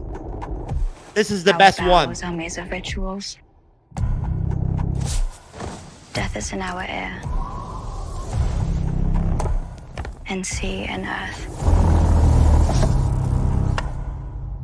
Just remember. We live and we die. We control nothing beyond that. There's a saying out here, every man has three hearts.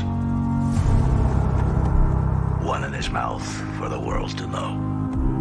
Another in his chest, just for his friends. And a secret heart, buried deep, where no one can find it.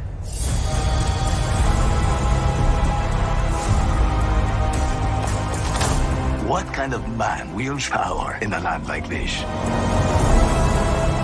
The one with the open or the one you never see? Will I die here? Likely.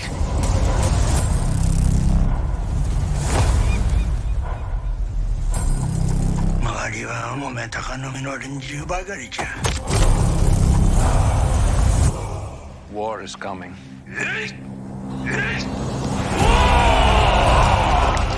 Life and death are the same. Both can have value and purpose. This is not where we die. We should be corpses by now, but here we are. My life is mine and yours is yours. If you can't see that, you'll never be free of this prison. It is you who is imprisoned. Freedom is all you ever live for.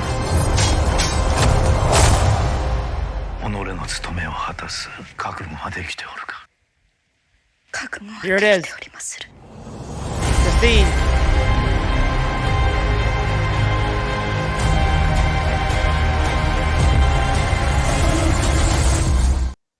Dude, that shit is fucking haunting, bro. It's haunting, bro. Almost. Fucking that trailer right there is the best one I think out of the three, bro. Like, it's fucking sick, dude. Right? It's like Mariko's trailer almost and shit and whatnot. So I'll go around real quick and ask everybody. I'll start off with you, Amato. Then I'll go over to you, Rathacon. Then I'll go to you, Aston. I'll go to you, Justin, to round it out. What are your thoughts on these trailers? Quick. Just, I think any thoughts that you have, since I've been playing them and whatnot and all that. I get a lot out of them. It really helps you revisit the show. What do you think, Amato? What are your thoughts on the trailers? I think it does a good job of kind of reminding you of some stuff that maybe you didn't remember happened, or or stuff that's harder for you to, grasp your mind around, like the earthquake. It's a big event, but you kind of forget about it because it happens, but then they kind of pass over it in a way, you know. And I feel like it's good, you know, just seeing how, you know, some stuff that you may have forgotten about because there's so much that happens in the series in just 10 episodes. But and you got to see that scene of Fuji with her gun in one of those trailers, and you know, you got to see a lot of you forget about some of those like force fight scenes too, like that were in the early episodes, you know, that were early on. You get to see some glimpses of like Mariko's fighting ability, and you know, in those early episodes that, you know, foreshadow what she ends up doing towards the end of the series. I know. I'd like to see Mariko and the bearded lady scrap. You know what I'm saying? Like, you know, I don't know who I would put money on that one. Well, that beard's a liability. It gives you something to pull. Yeah, but the bearded lady's got like prison tats and shit, yo. Seriously, come on, Justin. It's funny. You can laugh, bro. You can laugh. I mean, Mariko's gotta walk around in those, you know, those little sandals that are probably terrible, and they like got those. They got all those messed up feet. She has to be, you know, she's gone through a lot of pain in her life just from that. And then one of the interviews I watched with Hiroyuki Sanada, he talked about how they had a professional gestures coach, right, that handled all the gestures of the customs of, like, you know, how to walk in the kimonos, how to walk properly, how to sit properly, right? Like, you know, how to open the doors of those little, you know, fucking weird paper wall fucking houses or whatever, whatnot, how to properly open those doors in like the authentic, respectful way from that time period. They really fucking did a great job, like, paying attention to the authenticity of the time period. Yeah, how to like they strove hard for it took a long time to make Shogun. It took three plus years for them to make it because they spared no expense and whatnot, put as much time as was necessary to make sure that their shit was authentic as fucking possible, right? Like, that's all they really in that core were concerned about. The writers, everybody involved. That was like a unified theme, right? From my understanding of the production, was that everyone was focused on authenticity in every aspect. They stressed it, you know, and it shows, I think, right? Go everything ahead. from the choreography onwards, like, as you just said it yourself, it's like, it's amazing production value. Like, 3 years, I didn't know 3 years, bro. That's crazy for one season. Like, that's commitment. Well, I can't remember what order I was saying that I was going to go with anyway, but I'll go to you, Aston, on the trailers. What are your thoughts on the trailers, sir? You've seen the trailers. Oh, man, sorry. See, this is what happens when you talk in class. You get in trouble. My bad, coach. The trailers for me, I'm surprised I didn't see none of this really advertised, like, at all on social media that heavy. I was like, this is gold. This is really a good show. Like, I just wish they pushed it more, because the trailers are good. They don't give you like the best stuff, but they kind of work around it, so you still want to stay into it. Like, very good stuff. I mean, the music sells it too, and those actors being on screen, I mean, like, and it's kind of like what I really love about those trailers is that they don't push like all the, like, whatever white characters and stuff. Like, it's really mostly Asians and all of that stuff, and Blackthorn is, as he's supposed to be, in an ensemble cast. It's divided amongst them, like, even in the trailers. And Shaquille O'Neal is in there too. You just can't see him because he was hiding in the corner. It was dark. He was in the shadow. Yeah, I mean, super great trailers, and I'm definitely going to tell a lot of my buddies to check it out. Like, if you would have been standing next to the shadow and whatnot, everything, and Shaq would have been like, boo, and scared you and shit, whatnot, everything. Oh, man. Like, but you're like the Shaq of this show. You're like Shaq and Chuck in one, man, from TNT basketball. Like, you like both of them, my man. Like, I love it, man. Nah, bruh. I'm not as professional as fucking Shaq, maybe. But I'll go over to you, Rathacon, on the trailer, sir. What are your thoughts? Okay, can you hear me better now? Yes. Okay. I was able to hear you fine before. Okay, I changed my mic from AirPods to my Mac. You sound fine, sir. Hopefully it's Have clear. at it. Perfect. Okay, so everyone had great points. I will add for Aston that when I first saw Shogun, I only saw a tweet about it, just the poster, the exact poster that he has in the background. And I was like, that looks like a cool show. But like this was like months ago. And then it wasn't until Jeff was like, hey, I'm reviewing Shogun. You want to join me? And I was like, how many episodes do I need to watch? He's like, 5. I'm like, I'm gonna start binge watching. And then I was like blown away by the whole thing.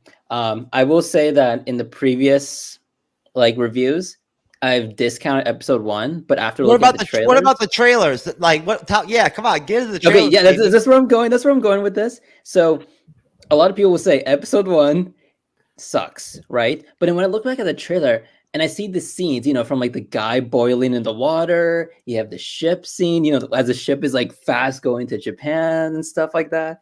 I'm just like, episode 1 was actually quite artistic. Like, I wish I paid more attention to like all of the details of episode 1 rather than like getting caught up in like all this weird stuff, this like world that I'm not. If I had been that guy in there getting boiled in that pot, I would have been like, hey, yo, give me one last piece of pussy before I die. What's up? But before I burn to death, let me get one more piece of pussy, baby. But what's interesting is that if you look closely at the scene where like he's boiling to death, like you don't see the part where like his skin melts. Like it's just the beginning. So it's like they were able to keep it like good, like not graphic. So like you could show it to everyone. Yeah. That's all. Yeah, hell yeah, dude. Show it to everyone, baby. Well, you gotta love it. Yep. Watch that dude get boiled and shit, whatnot. Everyone should see it. Anyways, there you go, Rathacon. And good luck. Congratulations on getting cast to be in Top Gun 3. Ashton's also coming to Top Gun 3 too. Oh, okay. Yeah, You forgot? I can't wait to see it. Yeah, and Yasu could do a beach volleyball, beach football scene. I could see that. Oh yeah, shirtless, showing the abs. You and the bearded lady and fucking Shaquille O'Neal, baby, on the same team with Yabu and his loincloth. I'm telling you, bro. You guys would be fucking. Go long, bro. Go long. You guys would be strong. Strong. You know what I'm saying? We even got mad, but like it's crazy how we all like got red, like the 3 of us here on that one side. Oh yeah. Crazy. That's crazy how we like how. Wait, hold up, wait. Are you wearing a Nikola Tesla shirt, my man? Amato. Yes, I am. Nikola Tesla. There you go. He's Croatian, FYI. That's where we from. Like there's gonna be a lot of Croatian like promotion, like when I'm on the air. In the Top Gun volleyball match, whatnot, and everything, right? There would be like a foul or something like that, and whatnot, with the bearded lady, and she'd like stab somebody. You know what I'm saying? Like stab them. I love not being the crazy one, like in a room. Like I'm that guy my whole life until I met this dude, and I love him. Like, and you ever say when we don't be at Medicine South Central while drinking your juice in the hood, and you got a toothpick is like stabbing his chicken or whatnot with a knife and shit, whatnot. Wow. Yeah. Anyways, pull that classic out, man. That's classic, bro. That's classic. Yeah. Take me to jail. I ain't afraid to fuck a man in the ass or whatever in the shower or whatever. I thought you wanted to be transferred to the women's prison. That was just jokes. That were jokes. Anyways, Justin, sir. Yeah. Justin, sir. Your thoughts on the trailer, sir. Yeah, no, I remember when I first saw the trailers. Like, I'm a huge anime fan, and I was like, this just looks like a live action anime. Like, I gotta watch this. And then so the trailers kind of like it sets you up. It sets you up for just the storyline driven like saga that we just watched play out through 10 episodes, because like an anime storyline is epic. Like the characters are all built particular, and just like Shogun, the characters are built. In the trailer does a really good job of flexing the muscles on each individual character in the season, because they each kind of get their moment in the trailers, and you're just excited to see where they go. And I mean I loved it, man. Yeah, they do a really good job of showing all the characters in the trailers. I love that they made 3 really good ones too. Like they're all good, all 3 of them, right? Like there are 3 different like individual trailers, and they're all really fucking good. But I do think that last one is the best one, where it's all Mariko talking and whatnot, and everything, narrating it, whatnot, and all that. I think might be the best one. I love the music in that one. I really do. For sure. It's really good, dude. Shogun is so top notch, so high quality, bro. Right? Like, I don't know about y'all, Justin, like what your creative process is like over there by you guys, but for me, these trailers are how I decide to pick shows. Right? So, like, you know, I picked Shogun off that one Shogun trailer that I saw.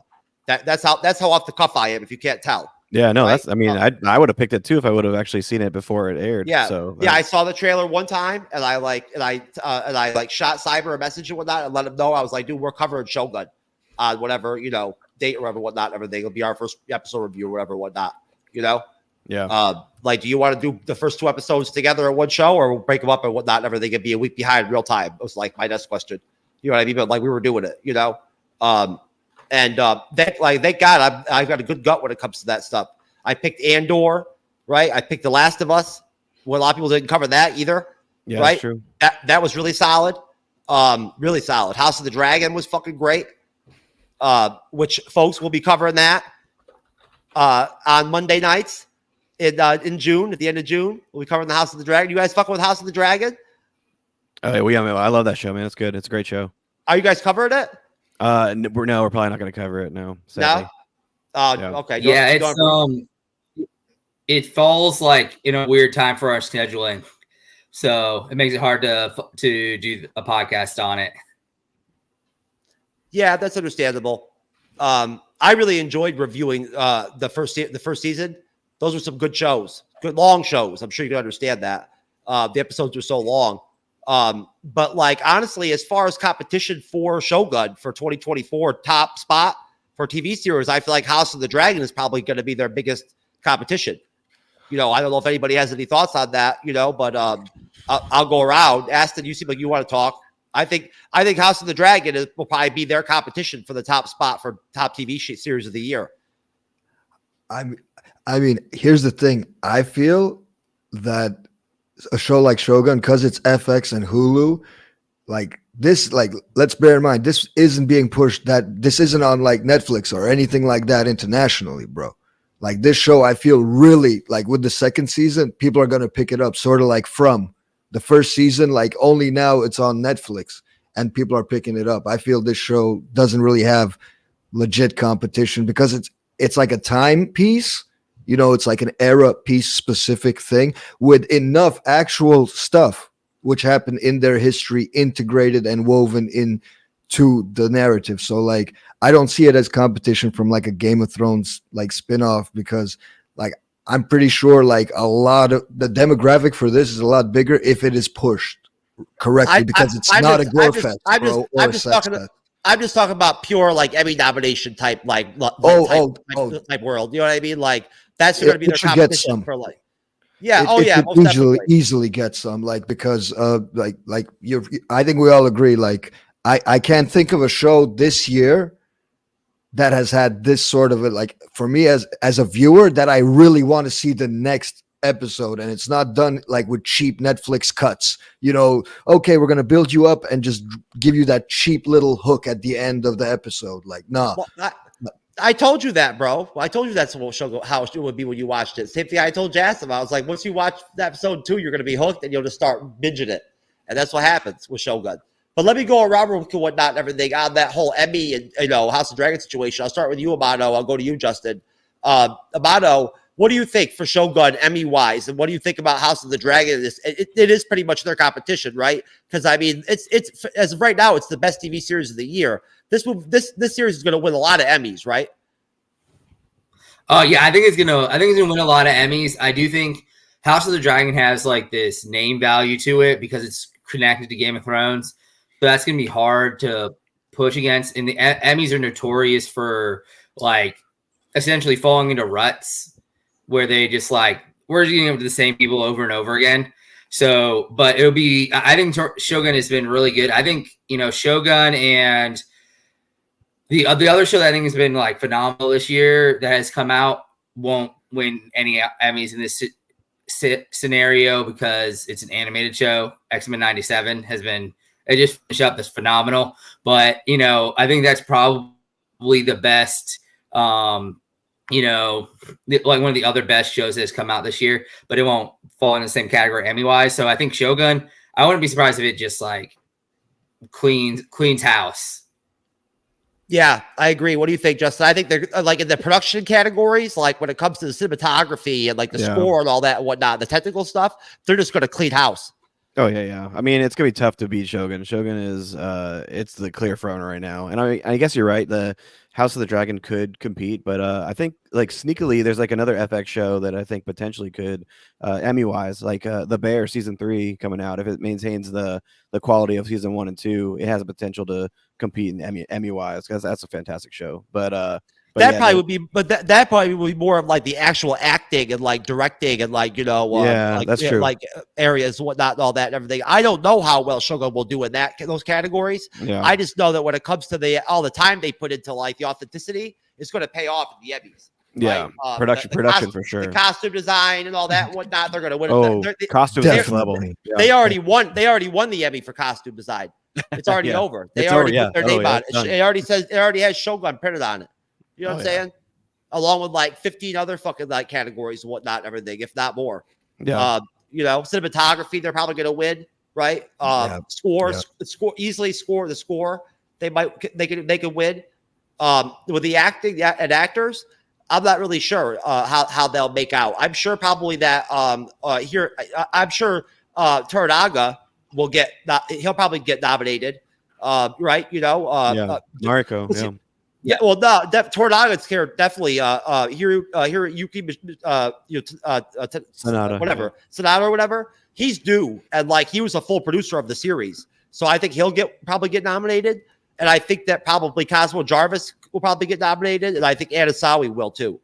Yeah, you know, other than that, I don't think like Yabu. I don't think we'll get nominated for like or anything like that. Sadly, no. But I don't think it has any like legit competition because when I look back at what came out, like what's going to be in like what you can vote for if you're on this panel, like what show really moved the needle in this? Like let's be like seriously honest. Like this is the first show like I was excited about in a while. That wasn't a continuation like a Stranger's Thing or, you know, something like that. Well, that was my point, Aston, is that the House of the Dragon season 2 hasn't come out yet. We got to watch it first. And the first season was really fucking solid, bro. I covered it. So like it was Shogun level in its own way. It was, bro. I'm telling you, the writing and everything and whatnot, bro. Like the episodes, the consistency, you know, there being no fillerish shit at all, just nothing boring, you know, just really great, you know, storytelling and great character, you know, evolution and whatnot, everything and arcs and all that. It's all there. So they could very well pull something off with season 2, especially if you've seen their trailers now. They're actually gonna have the war now with the dragon fighting and all that shit and whatnot. Like they didn't really have much action in season 1. So that could be a game changer, bro. So that was my main point, is that they could be competition, right? Because honestly, it is HBO Studios, and they're known for with their productions too. What do you think, Jasmine? How do you think the Shogun's going to make out in the Emmys? I mean, as what's his name? Not Amato. As Amato said, it's like a clean slate. When you look at the Rotten Tomato score of Shogun, 99%. That is their score. Okay, House of Dragon season 1, that is only 93%. Now, the prediction markets, they actually predict that House of Dragon season 2 would have a Rotten Tomato scores around like 88, you know, close to 90. They're not that optimistic that it will beat season 2. So just from all of that, I think there's no competition. Shogun's just going to win the year. Well, we'll see. You know, and we'll definitely, when season 2 comes out, I'll make sure that I get all of y'all invites out and whatnot to come back and help recap those episodes. Oh, yeah. Getting into episode 1, you know, while we still have while we still have Aston with us and whatnot before he takes off, so he can get on some of these episode, you know, questions.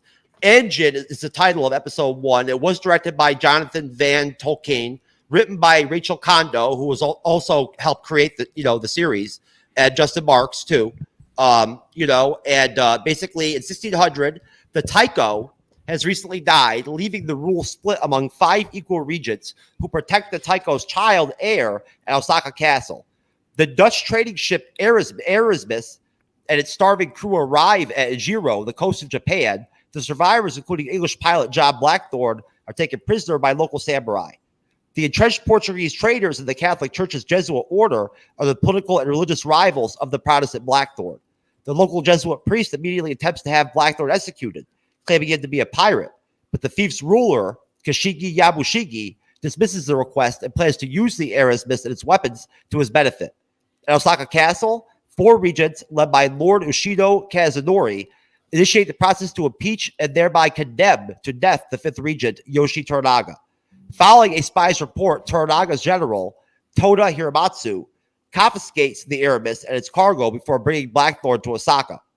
On the way, Blackthorne takes command of the ship during a storm when the Spanish navigator Rodriguez is washed overboard, and Rodriguez is saved by Blackthorne and Yabushigi. Blackthorne is then taken to Osaka Castle, where he meets Toranaga and Lady Toda Mariko. Now, I went ahead and read that first full synopsis for the episode, just because it's, for time reasons. I'm going to go ahead and just read these full synopsises and then do questions off of them. So, what I'll basically do is, I'll basically say, split the episode in half on the first question, and going up to the part of episode 1 where, essentially, well, no, I won't split it up. Let me just ask you guys directly. I'll start with you, Justin, and then I'll go over to you, Amato, and then I'll go over to you, Aston, and then over to you, Jassim. Give me your just general thoughts. Just take as much time as you want. Expound as much as you want. Give me your general thoughts on episode 1 from, as much as you could remember and from that synopsis, right? And just highlight anything in there that you want to highlight that you thought was, was profound or, really, big points or whatnot in the episode. Yeah. Okay. I mean, the first episode really does a good job of painting a picture of the world that they want to create. And so like you get introduced to this, this political, strife of the ruler, the shogun is now he's passing away, and now he's leaving the command to the 5 regents until his heir is of age.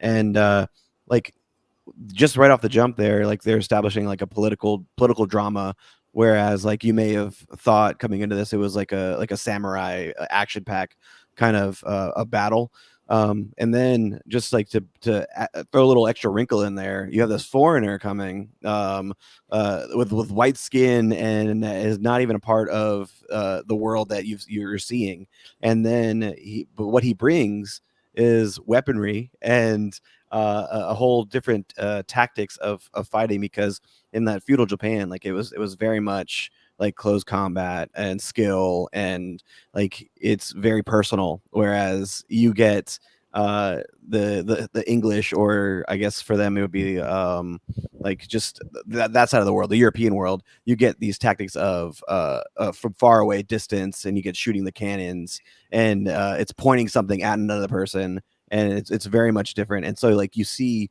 the lifestyle confliction there, and then so much so where Toranaga's I need this as an edge to get over on Ishido. And so I mean, I found it so captivating in that first episode of just this struggle that's laid out in front of us. And so yeah, I loved it, man. Okay. Amato? Yeah, I feel like a lot of the first episode is all these moments of Blackthorne essentially being a man metaphorically and physically kind of having a knife to his throat. And he's constantly trying to just survive another, 30 seconds, another minute. He's constantly he's having all these moments of near death and just trying to talk his way out of whatever's going on.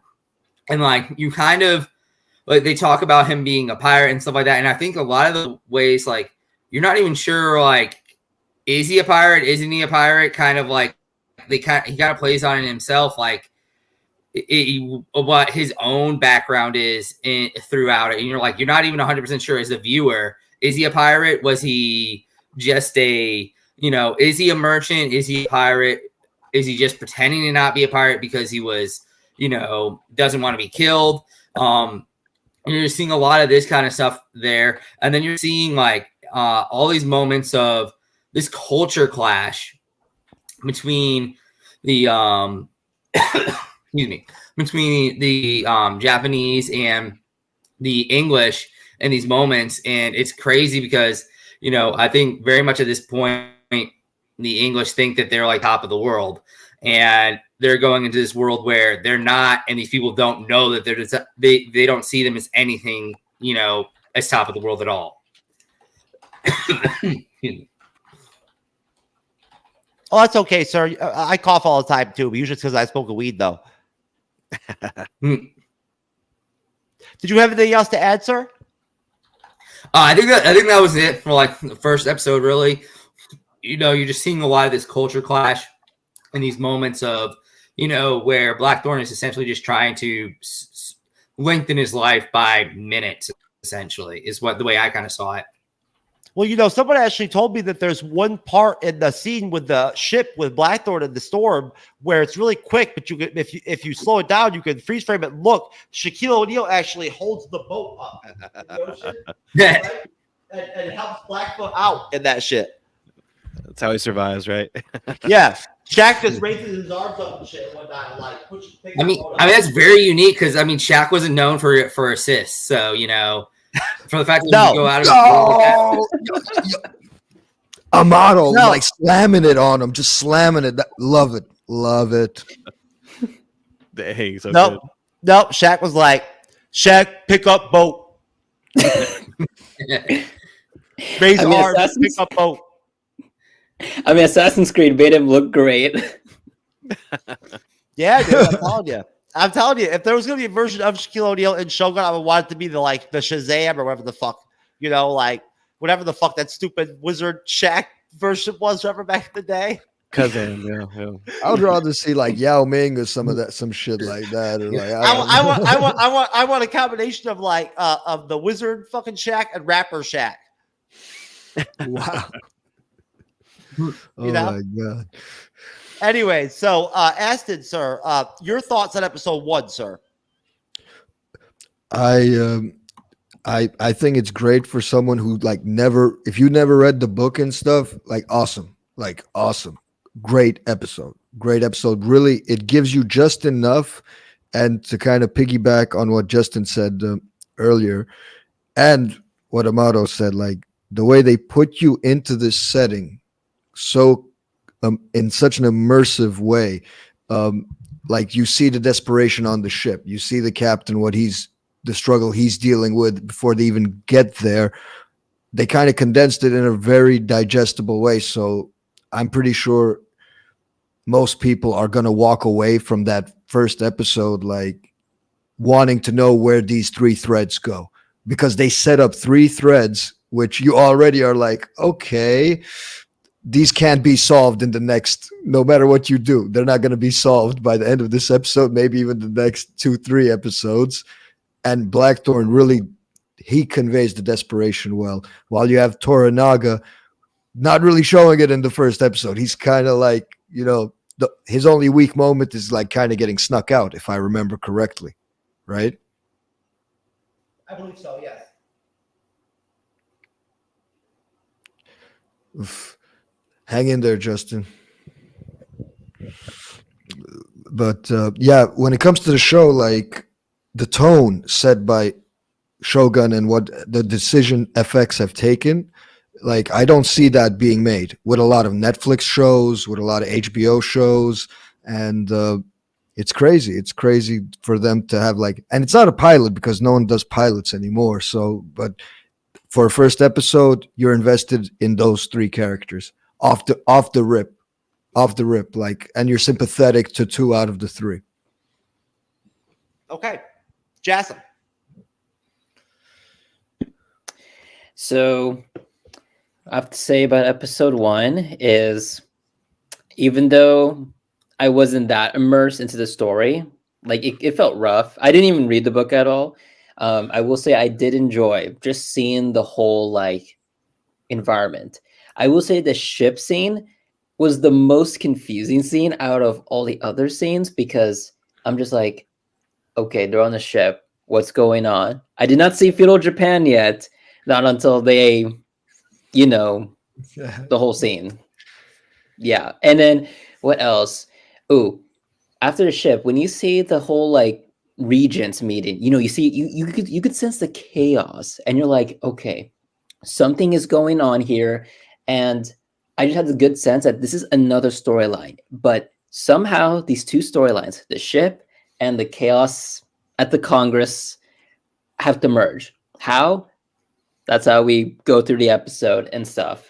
I just felt that when you watch that, the whole scene, you know, all the regents are thinking about, you know, expelling Toranaga. I just had this sense that, like, as if feudal Japan was collapsing. I don't know if you guys also had that same sense when you were watching that scene. You know, you could sense like all the chaos, you know, like as it was like the end of the world. I just loved how I they never just did really all that. felt like there was like I never had that feeling, whatever, whatnot, because what we saw, right, like throughout the whole series, especially in episode 1, was a very small segment of like how big Japan is, right? At that time, Yeah. period, right?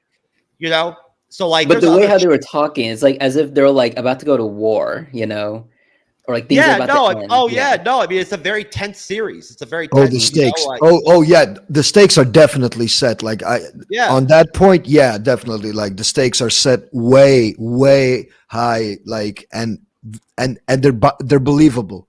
Like you genuinely are like, you know. well, they're it's based off a true story. You know, at the end of the day, right? But listen, Aston, let me go ahead and send you off, sir. You know, it is very early in the morning, late at night for you on where you live. So I want to send you off, sir, with a Chloe Zhao award, of excellence. Okay, you know, take that however you want to take it. I don't know what you think about Chloe Zhao, but there you go. This is me, you know, the day at the grocery store where I realized that Magnum condoms don't fit me. There you go. As a $10 to you, brother. All right, man. Thank you, man. You know? Thank you guys very much. Thank you very much. And one of these too. There you go. I saw you like that. I saw you like that meme, so I figured I'd play it with you to send you off. Awesome, Those will be your man. plugs. I love that one. Guy gets blowjob. Did you come, baby? That shit is fucking hilarious, bro. Thanks again to all of y'all for having me on, especially you know, Jeff, and you know, for bringing me out to. You're welcome, sir. Your gift certificate to the She-Hulk Savage Massage and Spa will be in the mail. Oh my god. Okay, and okay, I'll get my plugs out and I'm out. Aston Mike Delgado. You can check my music out, more about me at astonmike.com, or follow me on Facebook or Instagram, Aston Mike Delgado. Thank you guys very much. Good afternoon, good evening, and good night wherever you are watching this. Thank you guys very much. Next time, give me a link for that stuff and I'll pull it up. Thanks, Chief. All right, brother. Peace. Peace. And there's the last one for Aston, just for his first show, whatever, whatnot. He's also going to get a 7-year-old boy Captain Bree picture moment. There you go. All right. And so now we're down to three out of 4, because Justin is having an emergency potentially. We're not sure. We hope he's okay. But I'm going to just mention with episode 1. I'm just going to keep my comment short. Just basically that I felt like the pulse I got from the street from people was that a lot of people felt like episode 1 was slow or like it dull or something or whatnot, and that it really didn't evoke a lot of excitement in them in viewing it. I heard that a lot from people when I would discuss Shogun with other people. You know, I had no problem with it. Like, I did not see it as a deterrent at all. I mean, I had to watch the show to cover it anyway, right? But I'm saying, like, you know, if I had been watching it, I believe, just for pure entertainment purposes, I don't see how episode 1 would have been for me a detriment at all, or like something that would have not, you know, fueled me to want to just carry right over into the next chapter, right? Because just like all the other, just like episode 2 and 3, episode 1 and all the episodes are just like complete episodes. They're complete open and closed episodes. They have endings almost individually. It's wonderful.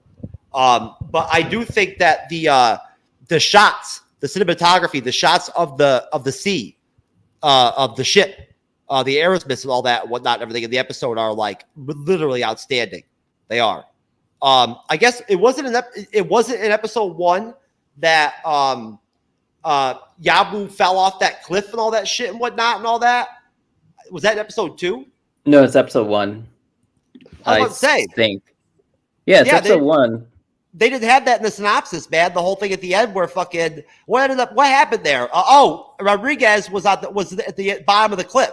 So they had to go down there to get him. Yeah. And Yabu, instead of let Blackthorn go, Yabu went down there and he fell. Yeah. Yeah, and he fell, and you get to see. I mean, it's another one. It's one of those moments where it's actually more important for Blackthorn than it is for Yabu. As he's really getting what is actually Japanese culture like. In that moment, like it's incomprehensible for him in that moment to understand why someone would do that instead of just trying to get himself up or letting himself just try and survive, essentially, which it's an interesting contrast to the way that Blackthorn has been acting the entire episode, because everything that Blackthorn does in episode 1 and a little bit later on as well is like it's all about self-preservation for him. It's all about making it to the next moment, whereas like everything they do with Japanese culture, like about it is, and they bring up a lot of seppuku and stuff like that, but like a lot of that stuff is about like honor and things like that, and that it doesn't like make sense to him. Like everything that he's doing is about surviving, and everything that they're doing is about containing their honor and upholding their honor. Yeah, well, his evolution of crossing over culturally, right, and whatnot, everything, and basically deciding to pick Japan over England, essentially, by the end of the series, right? Yeah. Like, he basically has. Like, he doesn't say it, but he wouldn't have to be forced to stay at that point. He wants to be in Japan, right? And that evolution of his character, that arc, right, is one of the biggest aspects of the story. It's one of the heaviest, tilts, right? Yeah. Like that, one of the biggest pulls of the show. That and Toranaga, right? His arc, and then Anasawi's as Lady Mariko. That's the show when it boils down to it, right? And then you just have these side arcs, right, with Ishidu, right? Yeah. And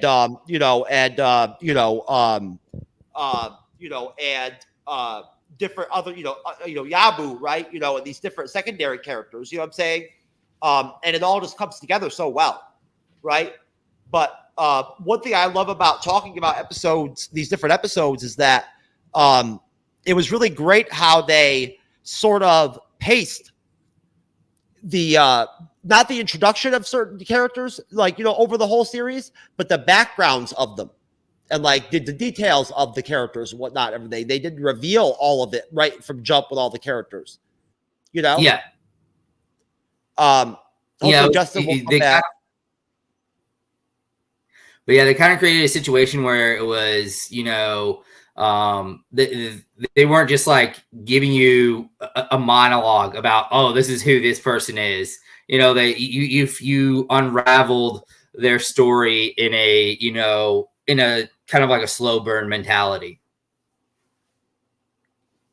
Most definitely. And Amato, tell Justin that I said, obviously, that that of course I understand that he had to go.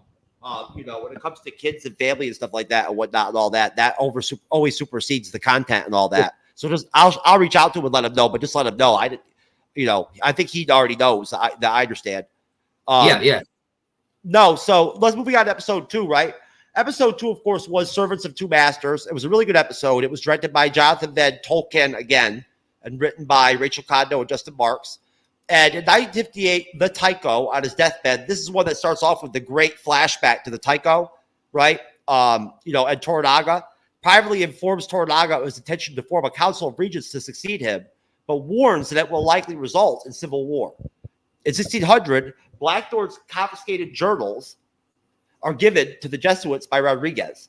Blackthorn meets with Toranaga, with Mariko, great scene, and the Jesuit priest Martin Albino as interpreters, but is interrupted by Ishidu.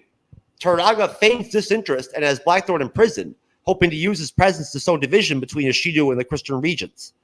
In prison, Blackthorn meets a friar who informs him that the Portuguese black ship has been taking profits from the silk trade back to Europe using a secret military base in Macau.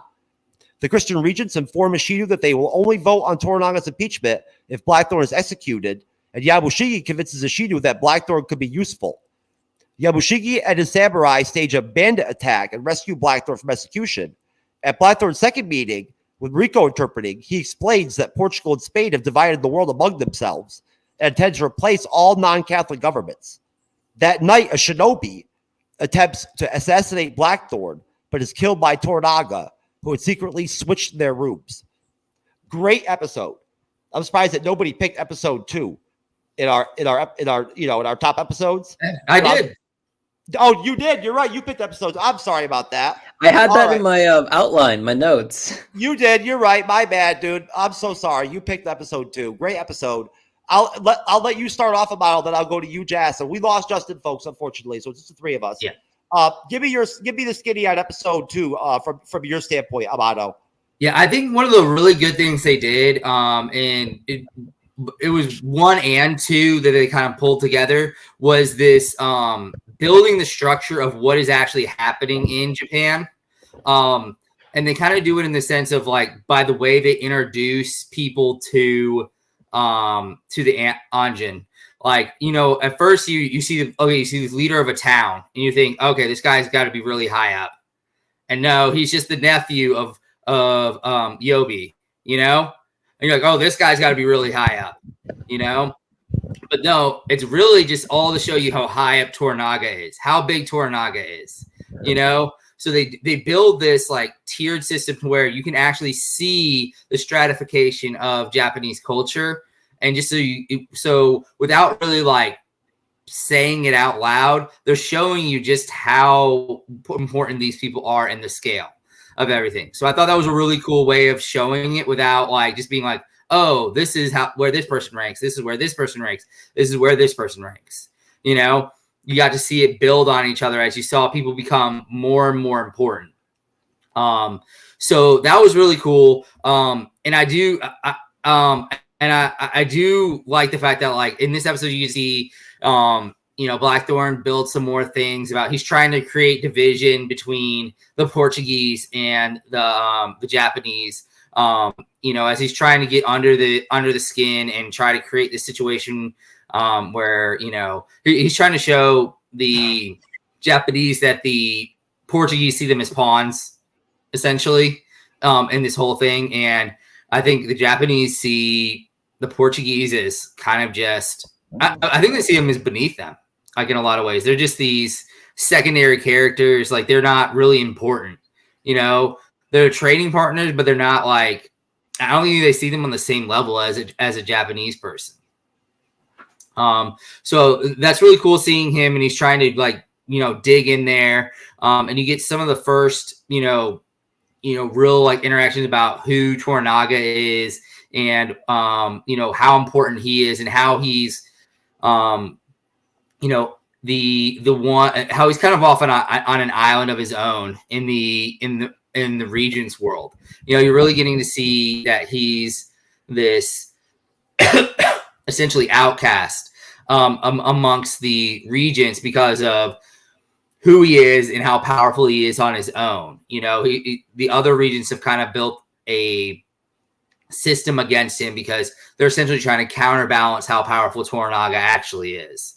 So it's cool seeing that part of the Japanese culture and seeing how that builds up in this episode. Yes, honestly, I think that episode 2 is a great Blackthorn episode. It's really kind of almost like his, if I remember correctly, like, looking back, it was sort of like, really like one of his stronger episodes, I think. What do you think, Rathakad? I think what makes episode 2 help people actually get into the story is the fact that you see more of Mariko being the translator for Blackthorn, and just seeing that consistency like throughout the episode, and then as see in future episodes, I think just that of itself is what helps people. Like, when you see all these people with complicated names, it's like you see this, they're like, okay, foreigner, translator, done. That's how I actually got hooked based from episode 2. And then what else? I mean, our friend here, I keep forgetting his name. Hold on. Who? The not the Elon Musk, the other guy, Nikola Tesla T-shirt, Amato. He said pretty much everything I was about to say. That's all I'm saying. No problem. No problem. Hey, it happens, you know. It's like the first time that you've been on the panel before, Jassim, and like 5 people have like talked ahead of you and everything and whatnot, and they've already talked everything that you were going to say. You know, it's just this time it was just Amato. Yeah, I mean, I haven't seen the episode in like a while, so it's like I know. Yeah. Me too. Good job, Amato. Me too. I just don't have the desire to do a rewatch of Shogun right now. I'm not really like in the field, like the vibe to do it. Yeah. I'm not ready yet. Why? Yeah, I'm not ready yet. I usually I wait a little while before I rewatch. I do. Mm-hmm. On everything, whatnot. I don't really go right back. You know. Plus we're always moving on to different shows, right? Yeah. We're about to hit another cycle of TV series and whatnot, and move over to the House of Dragon and the Acolyte and all that shit and whatnot and all that, you know. So, so that was Servants of Two Masters. The episode 3, our middle point, is Tomorrow is Tomorrow. Directed by Charlotte Brandstrom, written by Shannon Goss. And this is the one where Toranaga instructs Yamashiki to move Blackthorn to Ajiru, along with Toranaga's wife, Kiri. Ferreira, Captain General of the Black Ship, disregards the Jesuits' concerns and plans to sail with Toranaga without Toranaga's permission. At Osaka Castle, Ishido inspects Yamoshiki's caravan under the guise of paying respects. That was a great scene. Blackthorn and Mariko witness Toranaga secretly changing places with Kiri in her litter. Mariko explains that they will be killed if this is discovered, and Blackthorn creates a distraction, enabling them to leave the castle. Kiyama's men later attack the caravan and discover Toranaga. Toranaga's party escapes to a galley as Riko's husband, Toda Bantero Hirokatsu, stays behind to stall pursuit. The harbor is blocked by Kiyama's men, and Toranaga boards the Black Ship, striking a deal with the Portuguese in exchange for safe passage. Ferreira requires Blackthorn to be left behind, but he daringly follows in the galley and rejoins once both ships have broken the blockade. At sea, Toranaga makes Blackthorn a hot Amato and asks him to teach Western tactics to a new regiment. In Osaka, Hiramatsu informs the regents that Toranaga has resigned, leaving them without a quorum to vote on impeachment. I'll go to you first this time, Ratha Khan, so you have a chance to talk. What are your thoughts on Tomorrow is Tomorrow, sir? I think Tomorrow being just the first episode where you get a real like battle, like that was like amazing. Like it just doubled down on just the good that episode 2 had, doubled down the momentum, and it just fuels the overall momentum as you go through the series. What I found very interesting was how they displayed the whole, like, you know, everyone like leaving the castle. You know, you have like people in those boxes, everyone else is carrying those boxes, which looks so heavy. I don't know how they're able to carry it, but hey, kudos to them. And then once they get to the forest,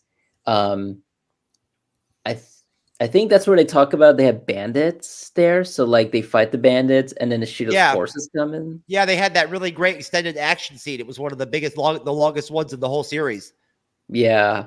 And then they had like the fire arrows, which I was like hoping to see more of, but we didn't even see that. And then we got to see Blackthorn actually fight too, right? Yeah, yes. No guns, which I was sad, but understood. And I think just the overall fighting in the forest and just leaving the castle, I think that's just like the highlight, what makes the episode great. What weapons did Mariko and Blackthorn have? Mariko had a spear, didn't she? Yeah, and then Blackthorn. Oh, go ahead. Was it in Aginta? I believe is the name of the. I don't think she had her weapon. I think she grabbed a spear from another from one of the other whatever they are, ninja, whatever the fuck they are, or whatever, like the assailants. She like fought him and got his spear. She didn't have that long weapon that she practices with. And then what did Blackthorn have, Rathacon? Did he have a spear? Sword? Just a sword? Is that what he had? Mm-hmm. Oh, that's right. He actually had a sword. I think so, right, Amato? I remember sword. I think you're right. Yeah. I think that might be use a spear. No, I think that might be that's the only time where you actually see him use the sword. It's in the trailers. In one of the trailers where you see him swinging the sword and shit and whatnot. That's one of the only times in the show you see him actually use the sword. And he's not even a Hatamoto. Blackfoot don't care about swords, bro. He don't care. That's not his shit. Anyways, did you have anything else to say, Rathacon, about episode 3? No. Okay, Amato, sir, the floor is yours. All right, so starting with that fight scene, since we just were talking about it, it was cool to see, because I think up until this point you were kind of like what kind of character is Mariko going to be, and you got to see another side of her, because you had seen her be, this translator, and even these moments like being able to have a little bit of backbone when she was translating, but you got to see her actually be like a physical force. Like she was actually capable in a fighting scene. And you got to see her be tough in a different way. And like, I think one of the coolest things about her character totally is she's tough in so many ways. She's such a solid character. She's smart. She can fight. She can pretty much do everything that you want her to do as a character. So that was super cool. And then it was, I liked seeing this episode. It was like the first time you got to see like the machinations of Toranaga as a character. With them kind of doing the switcheroo in the carrying, as they were carrying him out, and you got to see him be a little bit conniving, a little bit like this. Because up until this point, like I had said, he felt like almost like a Ned Stark type of character. But this is where you kind of get to see that maybe there's a little more like, a little bit more like I'm playing the game type of character than it would be with a Ned Stark type of character. So it was really cool seeing him. Like you see that part of it come out of Toranaga. And God bless you. Thank you. And then you got to see as you were going along, it was a really cool, like it was our first like real fight scene, like you were saying, Rathacon. Actually, you actually got to see like a real good fight going along, and you got to see just Toranaga actually go at it, and you got to see Buntaro for the first time really put it to some people, and and it actually comes like kind of almost a joke in a way, like that there are bandits like of the series. It's kind of like almost a running joke throughout the series that, oh, there are bandits. Anytime you need to get rid of something, there's bandits there to take care of what you need. So it was an interesting, idea that they would, it was an interesting way to get around their honorable nature in a way. Cause like, to do things underhanded isn't, supposed to be a part of their nature. So they throw this idea of the bandits. They can't just kill them outright. So they say bandits did it. Well, I mean, honestly, it's one of the most action-packed episodes of the whole series. Between the battle scene in the woods, and then the action scene with the blockade breaking and whatnot with the ships, right? With Blackfoot, it's probably easily the most action-packed episode. Not the most dispensable, but the most action-packed. Yeah. Okay. All right. Well, listen. Let me move on to episode 4. That is the Eightfold Fence. Now, I believe this was one of your picks also, Amato, was episode 4 of the Eightfold Fence. Yep. Now, this one was directed by our boy Frederick E. Otoy and written by Nigel Williams and Emily Yoshida. And this one, Toranaga inspects Yabushigi's army in Ejiro. Love this scene. And departs for Idu. This is the episode where it's all Mariko and Blackfoot. Mariko informs Blackthorn that his crew are in Edo and that the Erasmus now belong to Toranaga.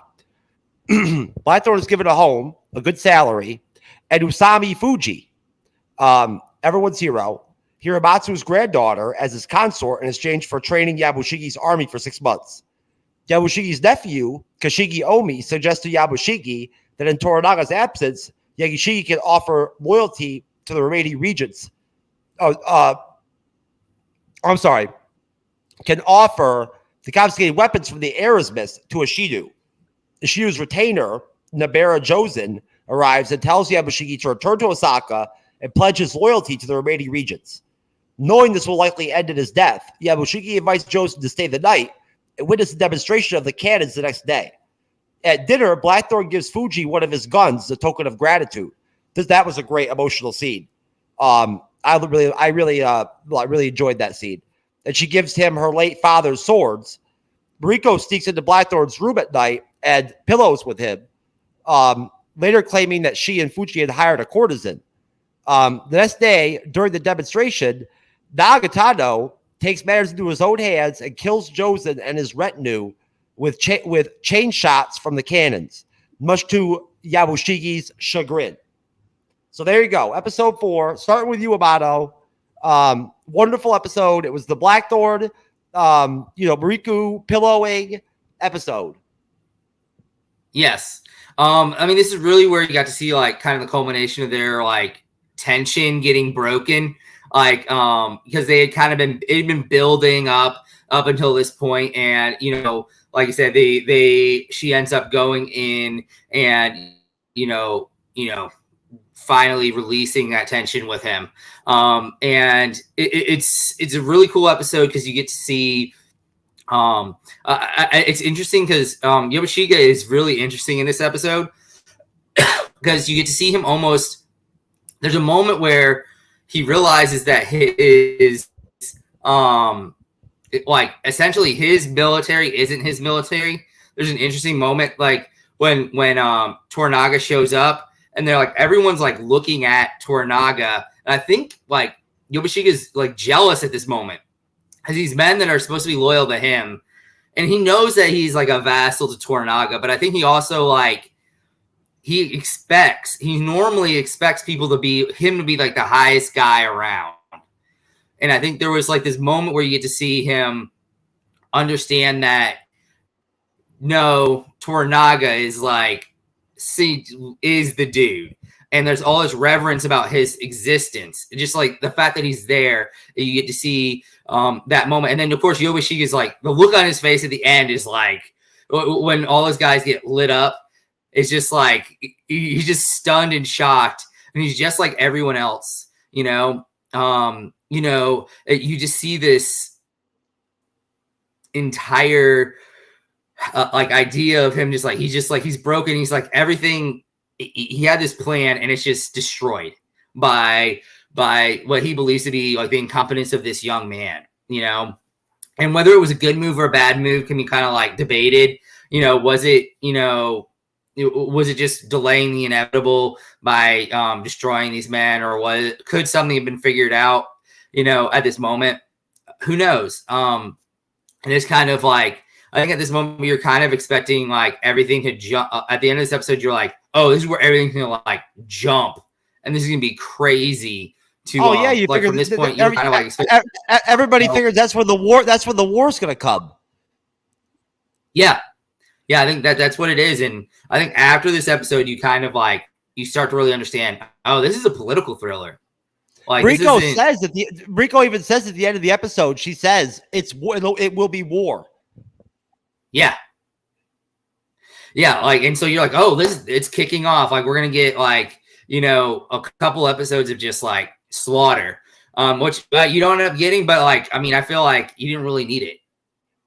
No, we talked about that during the episode recaps that the show did kind of like sell that you were going to get like an actual war, like across a couple episodes or an episode or something, and we never got it. We ended up getting just a similar to House of the Dragon, like a character driven, dialogue driven, you know what I'm saying, like tension filled, thriller, political thriller, kind of like set in feudal Japan, right? That's what we got.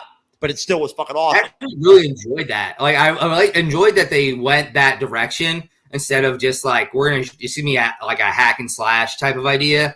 through the rest of it. I mean, it'd probably been cool to see some of those fight scenes, but it was also just really cool seeing like this political intrigue and, essentially it was just a bunch of politicians essentially playing chess is what it was, Just to some extent, yeah, it was. Wrath of Khan, so your thoughts on episode 4?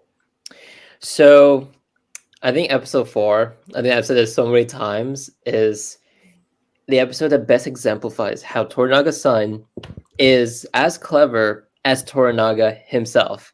Even though like his actions may be like something that Toranaga later disapproved of, it was actually quite smart. And I actually liked how they just did the whole thing. How did he manage to slip on that rope or whatever, whatnot, like Kim said or whatever? No, dude, that was just an accident. That was Kim's fault, bro. I was gonna say, like, I mean, who doesn't see a big rope? Bro, he's just too busy trying to kill him. He doesn't look down, man. Like, would you look? Yeah. There was no rope. There was no rope there anyway, dude. I don't know what the fuck Kim was talking about. I think she misheard.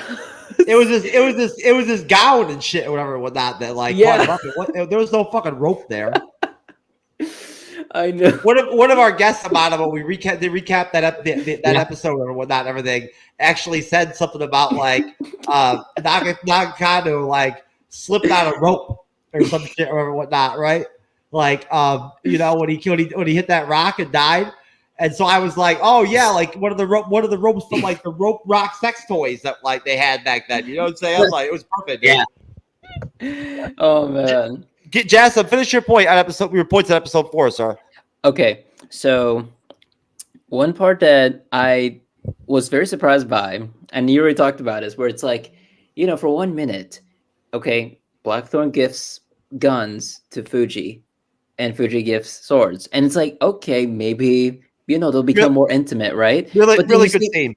Really good scene. Yeah, and then you see Mariko just come in and like just pillows with Blackthorn. I'm like, what is this? How does Blackthorn accept this? How?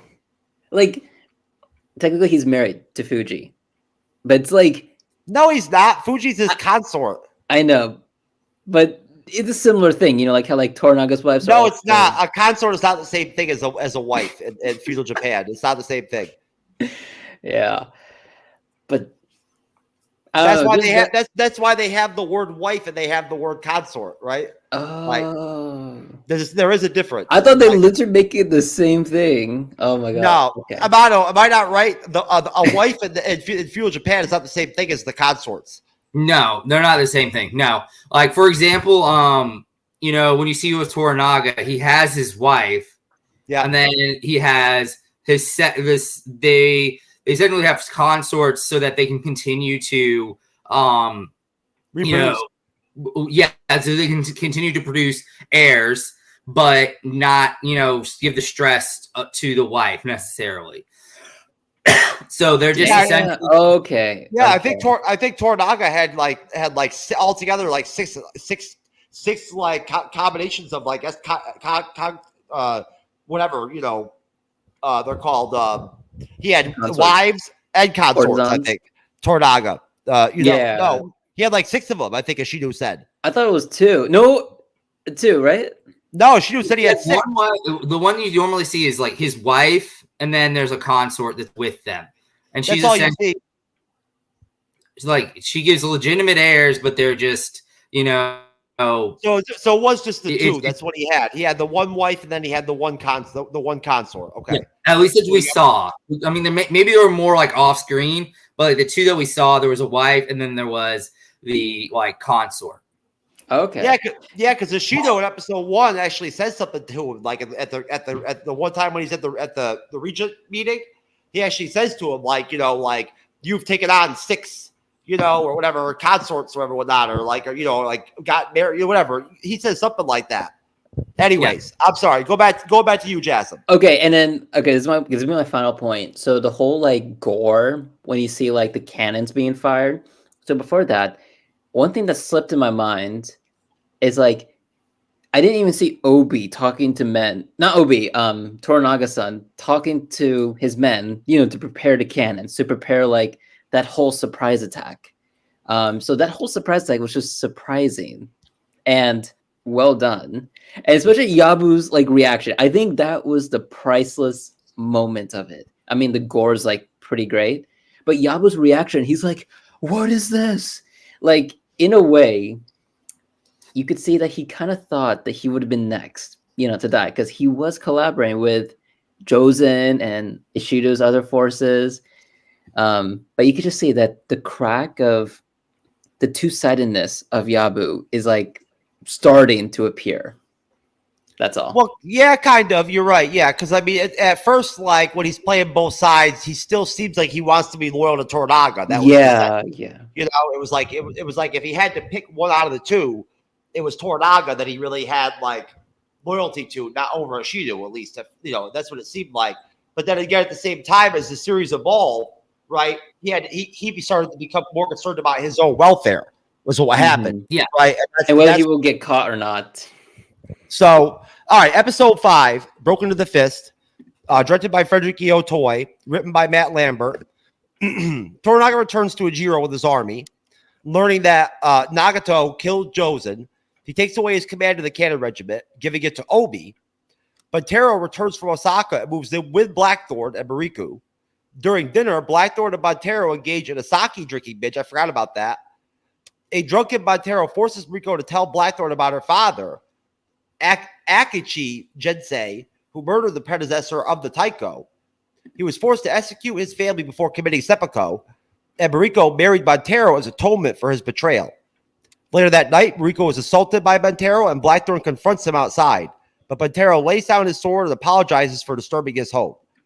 Blackthorn later asks Toranaga for permission to permanently leave Japan, but after an earthquake buries Toranaga in a landslide, Blackthorn saves him.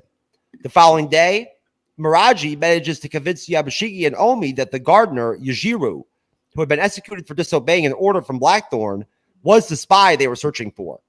In Osaka, the remaining regents attempt to decide who will take Toranaga's place in the council, but Ochiba soon arrives and reunites with her son, Yachio, or whatever the fuck, before telling Ishido that the council will now listen to her, which was pretty powerful. And I forgot all about Blackfoot and his bird and all that shit, whatnot, that Toranaga gave him. Go to you, Amato, on this one. Starting off on episode 5 to wrap up here, buddy. That's you, Jasmine. I will say, so the ending, like the way that Lady Ochiba talks to Ishido in this episode is just like captivating. Like she is just like everything that she says like drips with like menace when she's talking.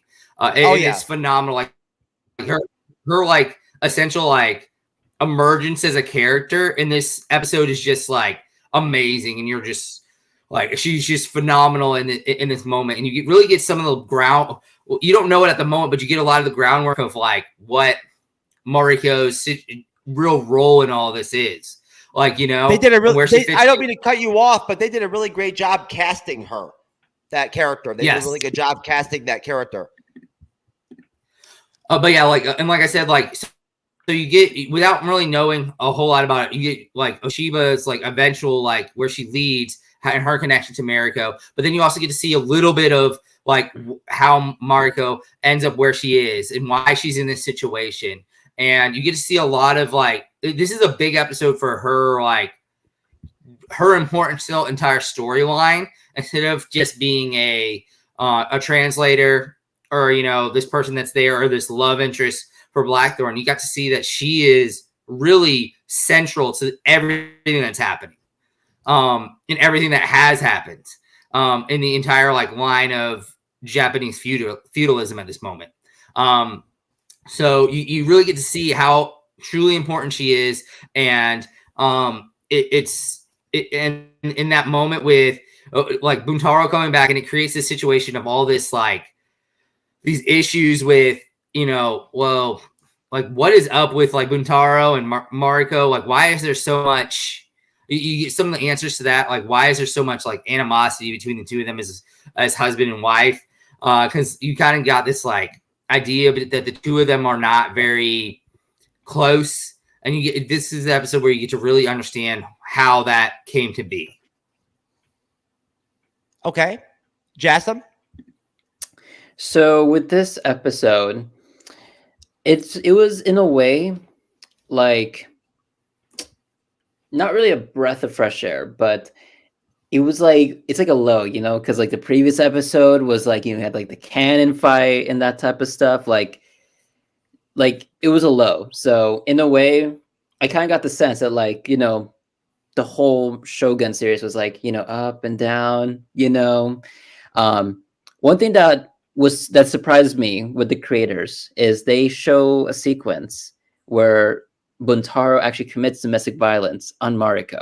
Like, I don't know. I just never thought they would actually add a scene like that in the series. But like when you see it, like it looks so real, like as if like you're witnessing it in real time.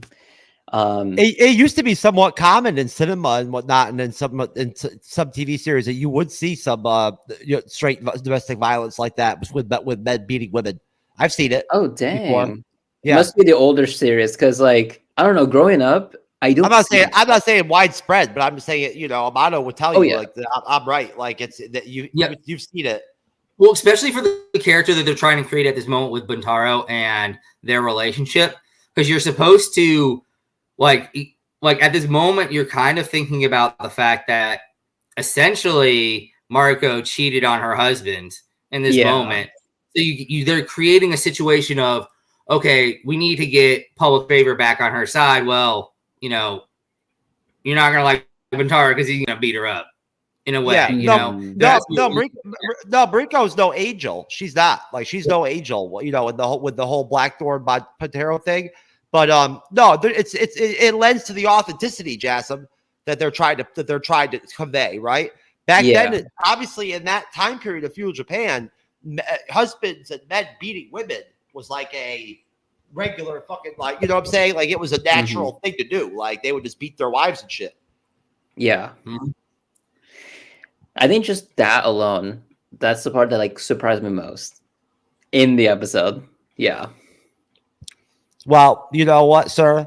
Unfortunately, some bad shit like that happens here and there. I mean, even as a Gen Z, it's like this is it's all good though because him and Blackfoot shook hands and like slapped hands and shit. I know. At the end, so and they pillowed. Right? Yes. Yeah, they pillowed and they shared a drink of water, a bottle of water together, or whatever, whatnot. So yeah, like Fuji and Marco, they also pillow. Yeah, like you said, everything's forgiven now. You know what I'm saying? It's all good. So all right. Okay, so final question. Season 2, right? We're gonna get a season 2. There's no way to fucking have any idea what the fuck it's gonna be, what they're gonna do, whatever. We know we got Blackfoot left. We know we got Toranaga left, right? We have several of the other characters left, right? Fuji's still there. Ashido's still around, right? Although I don't know how relevant he would be to have back in still in the story. I thought Ashido was gonna die because they turned on him. Well, that's what I'm gonna ask. Is my question is just final question. I'll go to you. I'll stick with you, Jasmine, but I'll go over to you, Amato, and then we'll plug out of here and wrap up. What are your thoughts on the fact that they decided to go ahead and do a season 2 when this was supposed to be a limited series? And then, if you had to guesstimate kind of what do you think season 2 will be like? So I think the decision to create a season 2 was a pretty bold move, but at the same time, I think we all like it. We like seeing feudal Japan. We like seeing the characters. We like the storytelling, okay? Like how they made the storytelling, which, it's very unique compared to like the other shows that we've seen. Like, I think they cracked the code for, a new Odyssey, let's just say. So, they're willing to double down on this, rather than take that framework and put into like a completely different show. They'd rather just double down on an existing passionate fan base. As for how season 2 will go, I do not think Blackthorn will be there because this first season, they try to stick to like, historical accuracy as best as possible. I do think season 2 might be inspired by the new Assassin's Creed. But based on taking into consideration that in the true story version of Shogun, like whatnot and everything, that Blackthorn character stays in Japan and lives in Japan and remarries and all that shit and whatnot. Oh, He does. Yes, he But decides to. He decides no, to. He was in Europe, old. No, that was a dream. That was a dream. He's the real character of Blackthorn is based off of and whatnot. Everything stayed in Japan for the rest of his life. He sent money back to England or whatever, whatnot, to his wife for his children and shit and whatnot. But he remarried and had kids and whatnot with his own Japanese wife. Okay, and we don't know if it's gonna be Fuji. Okay. Oh, I think season 2 is gonna be where we know who the wife will be. I'm just saying it makes sense that Blackthorn he's still alive. Why would he not be in the show? Oh. I mean, he was one of the top 3 characters of that were the 3 major spokes of the show, right? You know, like the draw. Yeah. I mean, they could like make every season where it's like you have a new foreigner come into the land. So it's like season 1, a European named Blackthorn. Season 2 could be an African, like how they're doing with Assassin's Creed. We have no idea where they're going to go, but they could go in a lot of different places, right? Yeah. That's the thing. I'm thinking Assassin's Creed though. Like that's what I'm saying. Hey, Justin's back. Look who came back. Justin, you did that to come back, man. Well, I got her to sleep, so she seems to be okay. So I think we're Oh, okay. Well, you came in right at the last time. We were just doing our final question on season 2. Okay. I'm happy to contribute. Jasmine, what else did you have to say about season? Again, we don't know much about what season 2 is going to be like. So, do you have any? I mean, besides thinking they might just start implementing a Black Samurai like how Assassin's Creed did, I think it's likely. I mean, the creators have been watching your show, Jeff. You know, they've been watching about the Shaquille O'Neal stuff. So it's possible. Yep. So yeah, you know, they might contact you. Just saying. There you go. Yeah, most definitely. You know, what do you think, Justin? Season 2, we don't know shit about it. You know, so I guess my question would be, at the very least, who do you think will be in season 2? Like, we have no way of knowing what the story is going to be. There's no way of knowing. So I'm not going to ask you to even go that far unless you want to. Who do you think at least will be this season? Well, I think Blackthorn for sure is going to be another pivotal part of it as well. I think the season opens up with like a time skip of how Blackthorn is like fully like integrated into the world. That's what I was explaining to Jasmine, is that like it makes sense based off of the true story, whatnot, and all that Blackthorn would be the central figure of the next season. Yeah, exactly. And I do think it would be, I mean, interesting to see like him learn like more shinobi ways and like kind of get, I mean, more action heavy this second season. I mean, trust me, the storyline and the plot I thoroughly enjoyed this season, but a little more action would be awesome.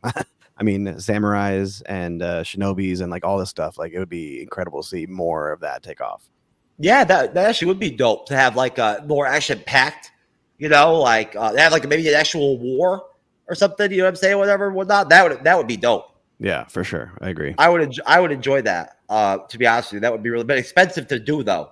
You know, I would imagine to shoot and all that and whatnot. But what do you think, Amato? What do you think at least season 2 will be about? Like, what do you think the main focus or the main characters will be? I mean, you know, out of what we have left. So the way I'm kind of thinking of it is, I feel like they might have a little bit of time. And Toranaga has kind of consolidated power a little bit. And I think what it's going to be is the main antagonist is going to be the Portuguese. I think it's going to be about potentially trying to push out the Portuguese out of Japan.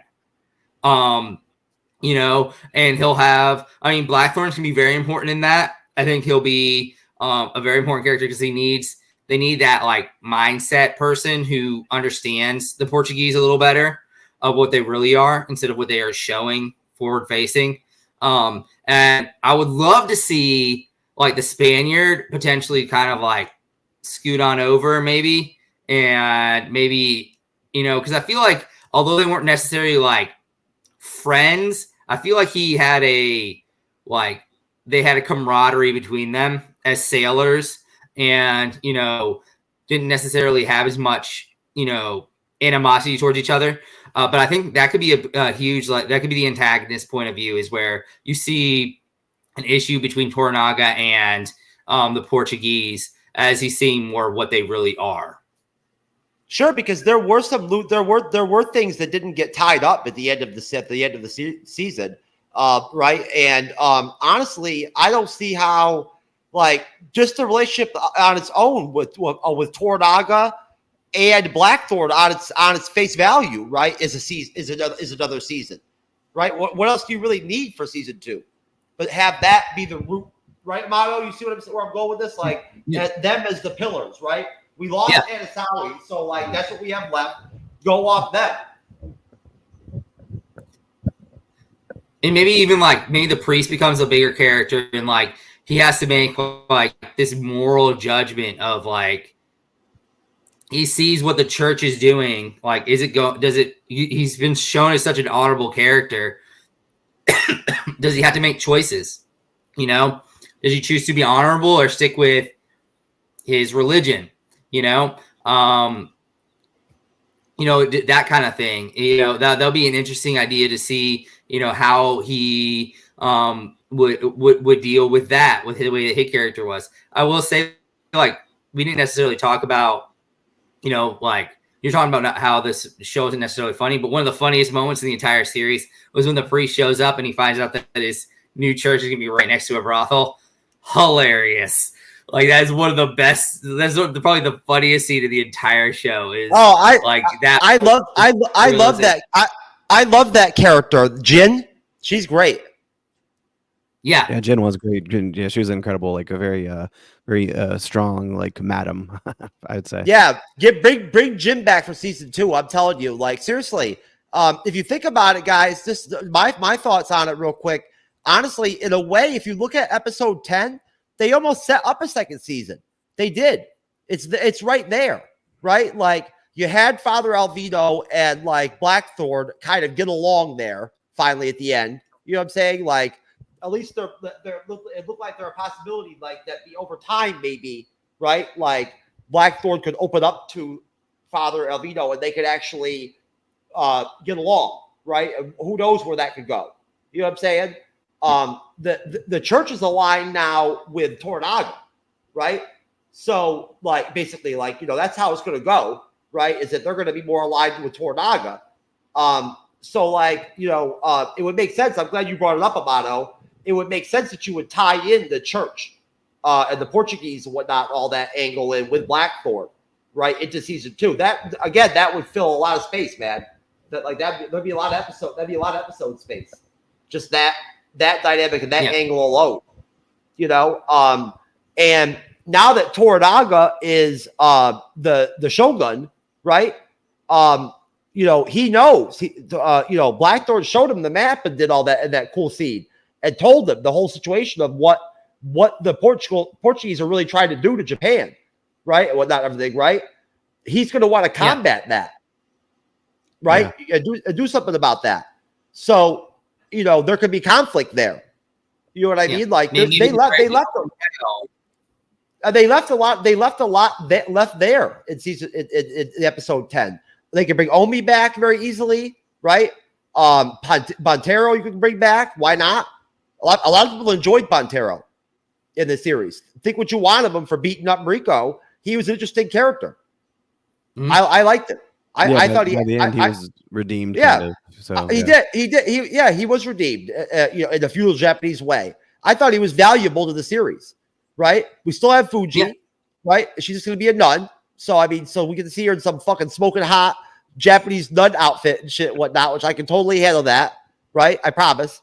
Me and Shaq will like we'll slap hands. We'll do a high five. Right on that shit. You know, instead it'll be hard for me to jump up there and slap his hand. Because I'm not very tall compared to Shaq. But yeah, that's pretty much my thoughts on it. So why don't we end this shit? Since I'm not Jassim Wrath of Khan doesn't really have plugs because he doesn't make individual content.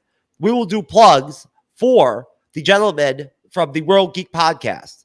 And then we will get the hell out of here. And just thank you for coming back, brother. We appreciate you. Yeah, no, I appreciate being here. Here, I'll start off with your actual YouTube channel, right? And then I'll go to your pod like I did last time. Okay, yeah, great.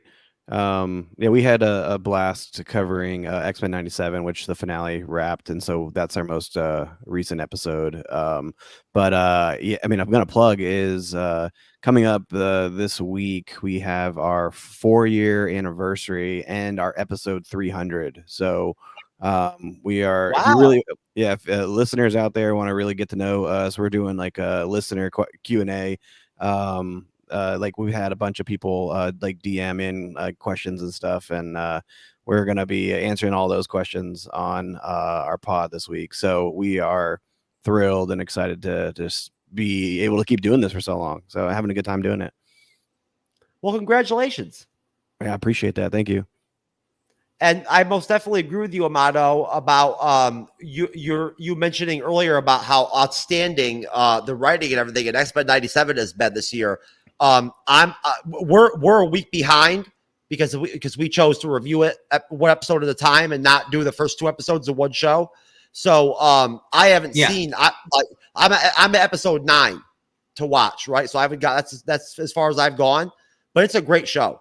It's very good. Yeah, top notch. You know, just not live action. Animated is different. Is a different television. It is. You know what I'm saying? It is. Yeah. But no, they did a great job. X-Men 97 is strong. It's definitely a win for Marvel Studios without question. Oh, easily. Yeah, easily. You know, and I haven't looked into it, but from what I understand, from what I've been seeing in like, you know, the rumor mill on YouTube recently, they're going to rush putting, X-Men, 98 or whatever out. It's like basically as soon as possible. I heard they were already in like post-production for season 2. Yeah. No, they're going to pump it right back out and whatnot and everything. We've talked about it before and whatnot on the show, on the Monday shows, about how the MCU, and Disney want to start to push more in the animated direction with the Disney Plus series as far as the live action ones and whatnot, because they're cheaper to make. That's live action ones that cost so much money. But folks, that is our Shogun Part 1 recap of Season 1, right? We finished episodes 1 through 5. Next Saturday at 8 p.m. Eastern. As of right now, I've got Gerald Glassford coming on from the Pop Culture Cosmos, and hopefully Imran from Jock and Nerd is going to come on. And we're going to go ahead and rock out Part 2, and we're going to break down episodes 6 through 10. Right. And I'll ask, whoever I have on next week, basically the same questions I asked these gentlemen. But thanks for coming on, guys. I really appreciate it. We appreciate everybody that caught the show live. We appreciate everybody out there that catches this in video form. I hope you found us entertaining this evening and somewhat informative. And, God bless you. Have a wonderful rest of your weekend, and we will see you next time, which will be Monday at 10 p.m. Eastern, 7 p.m. Pacific, to do X-Men 97 episode 9. With myself and Andre's the pop culture guy. Oh, and on Wednesday, we'll review Back to the Future 2. And Friday, we have Fallout episode 7. 2 episodes of Fallout left, Rathacon. I'm coming the finale. That's right. I remember. I wrote it down. Good. All right, folks. We'll see you later. Peace. I'm here today to meet the woman of my dreams. I've been talking to this girl on the internet for a while. I've actually been trying to save some money to go see this woman. Did you talk to her online? I go to the library, believe it or not, to talk to this woman. I met her on MySpace, and she's a very beautiful woman. She's tall, skinny, redhead, very beautiful woman. Why don't we do... No one's going to marry you, Haranam. Like, you have a beard. No one's going to date you, Haranam. You have a beard. No one's going to be your boyfriend, Haranam. You have a beard. You are not a preference to a lot of men. And then I'll get like really feminine men message me, but that's not who I'm attracted to. Hannah, I like really masculine men because I am very soft. I'm so different to what you see like on TV. On TV. I've never seen you on TV. Probably not. But no, generally you'll see. Oh, she's. What strong, the fuck is she talking about on TV? What the fuck does that mean? Say. But then at home, I'm very quiet. I'm fuck? very feminine. I'm very soft. People don't get to see that side of me. Where on TV? It has been difficult. Where I wanted to be married. She says she's soft, but the beard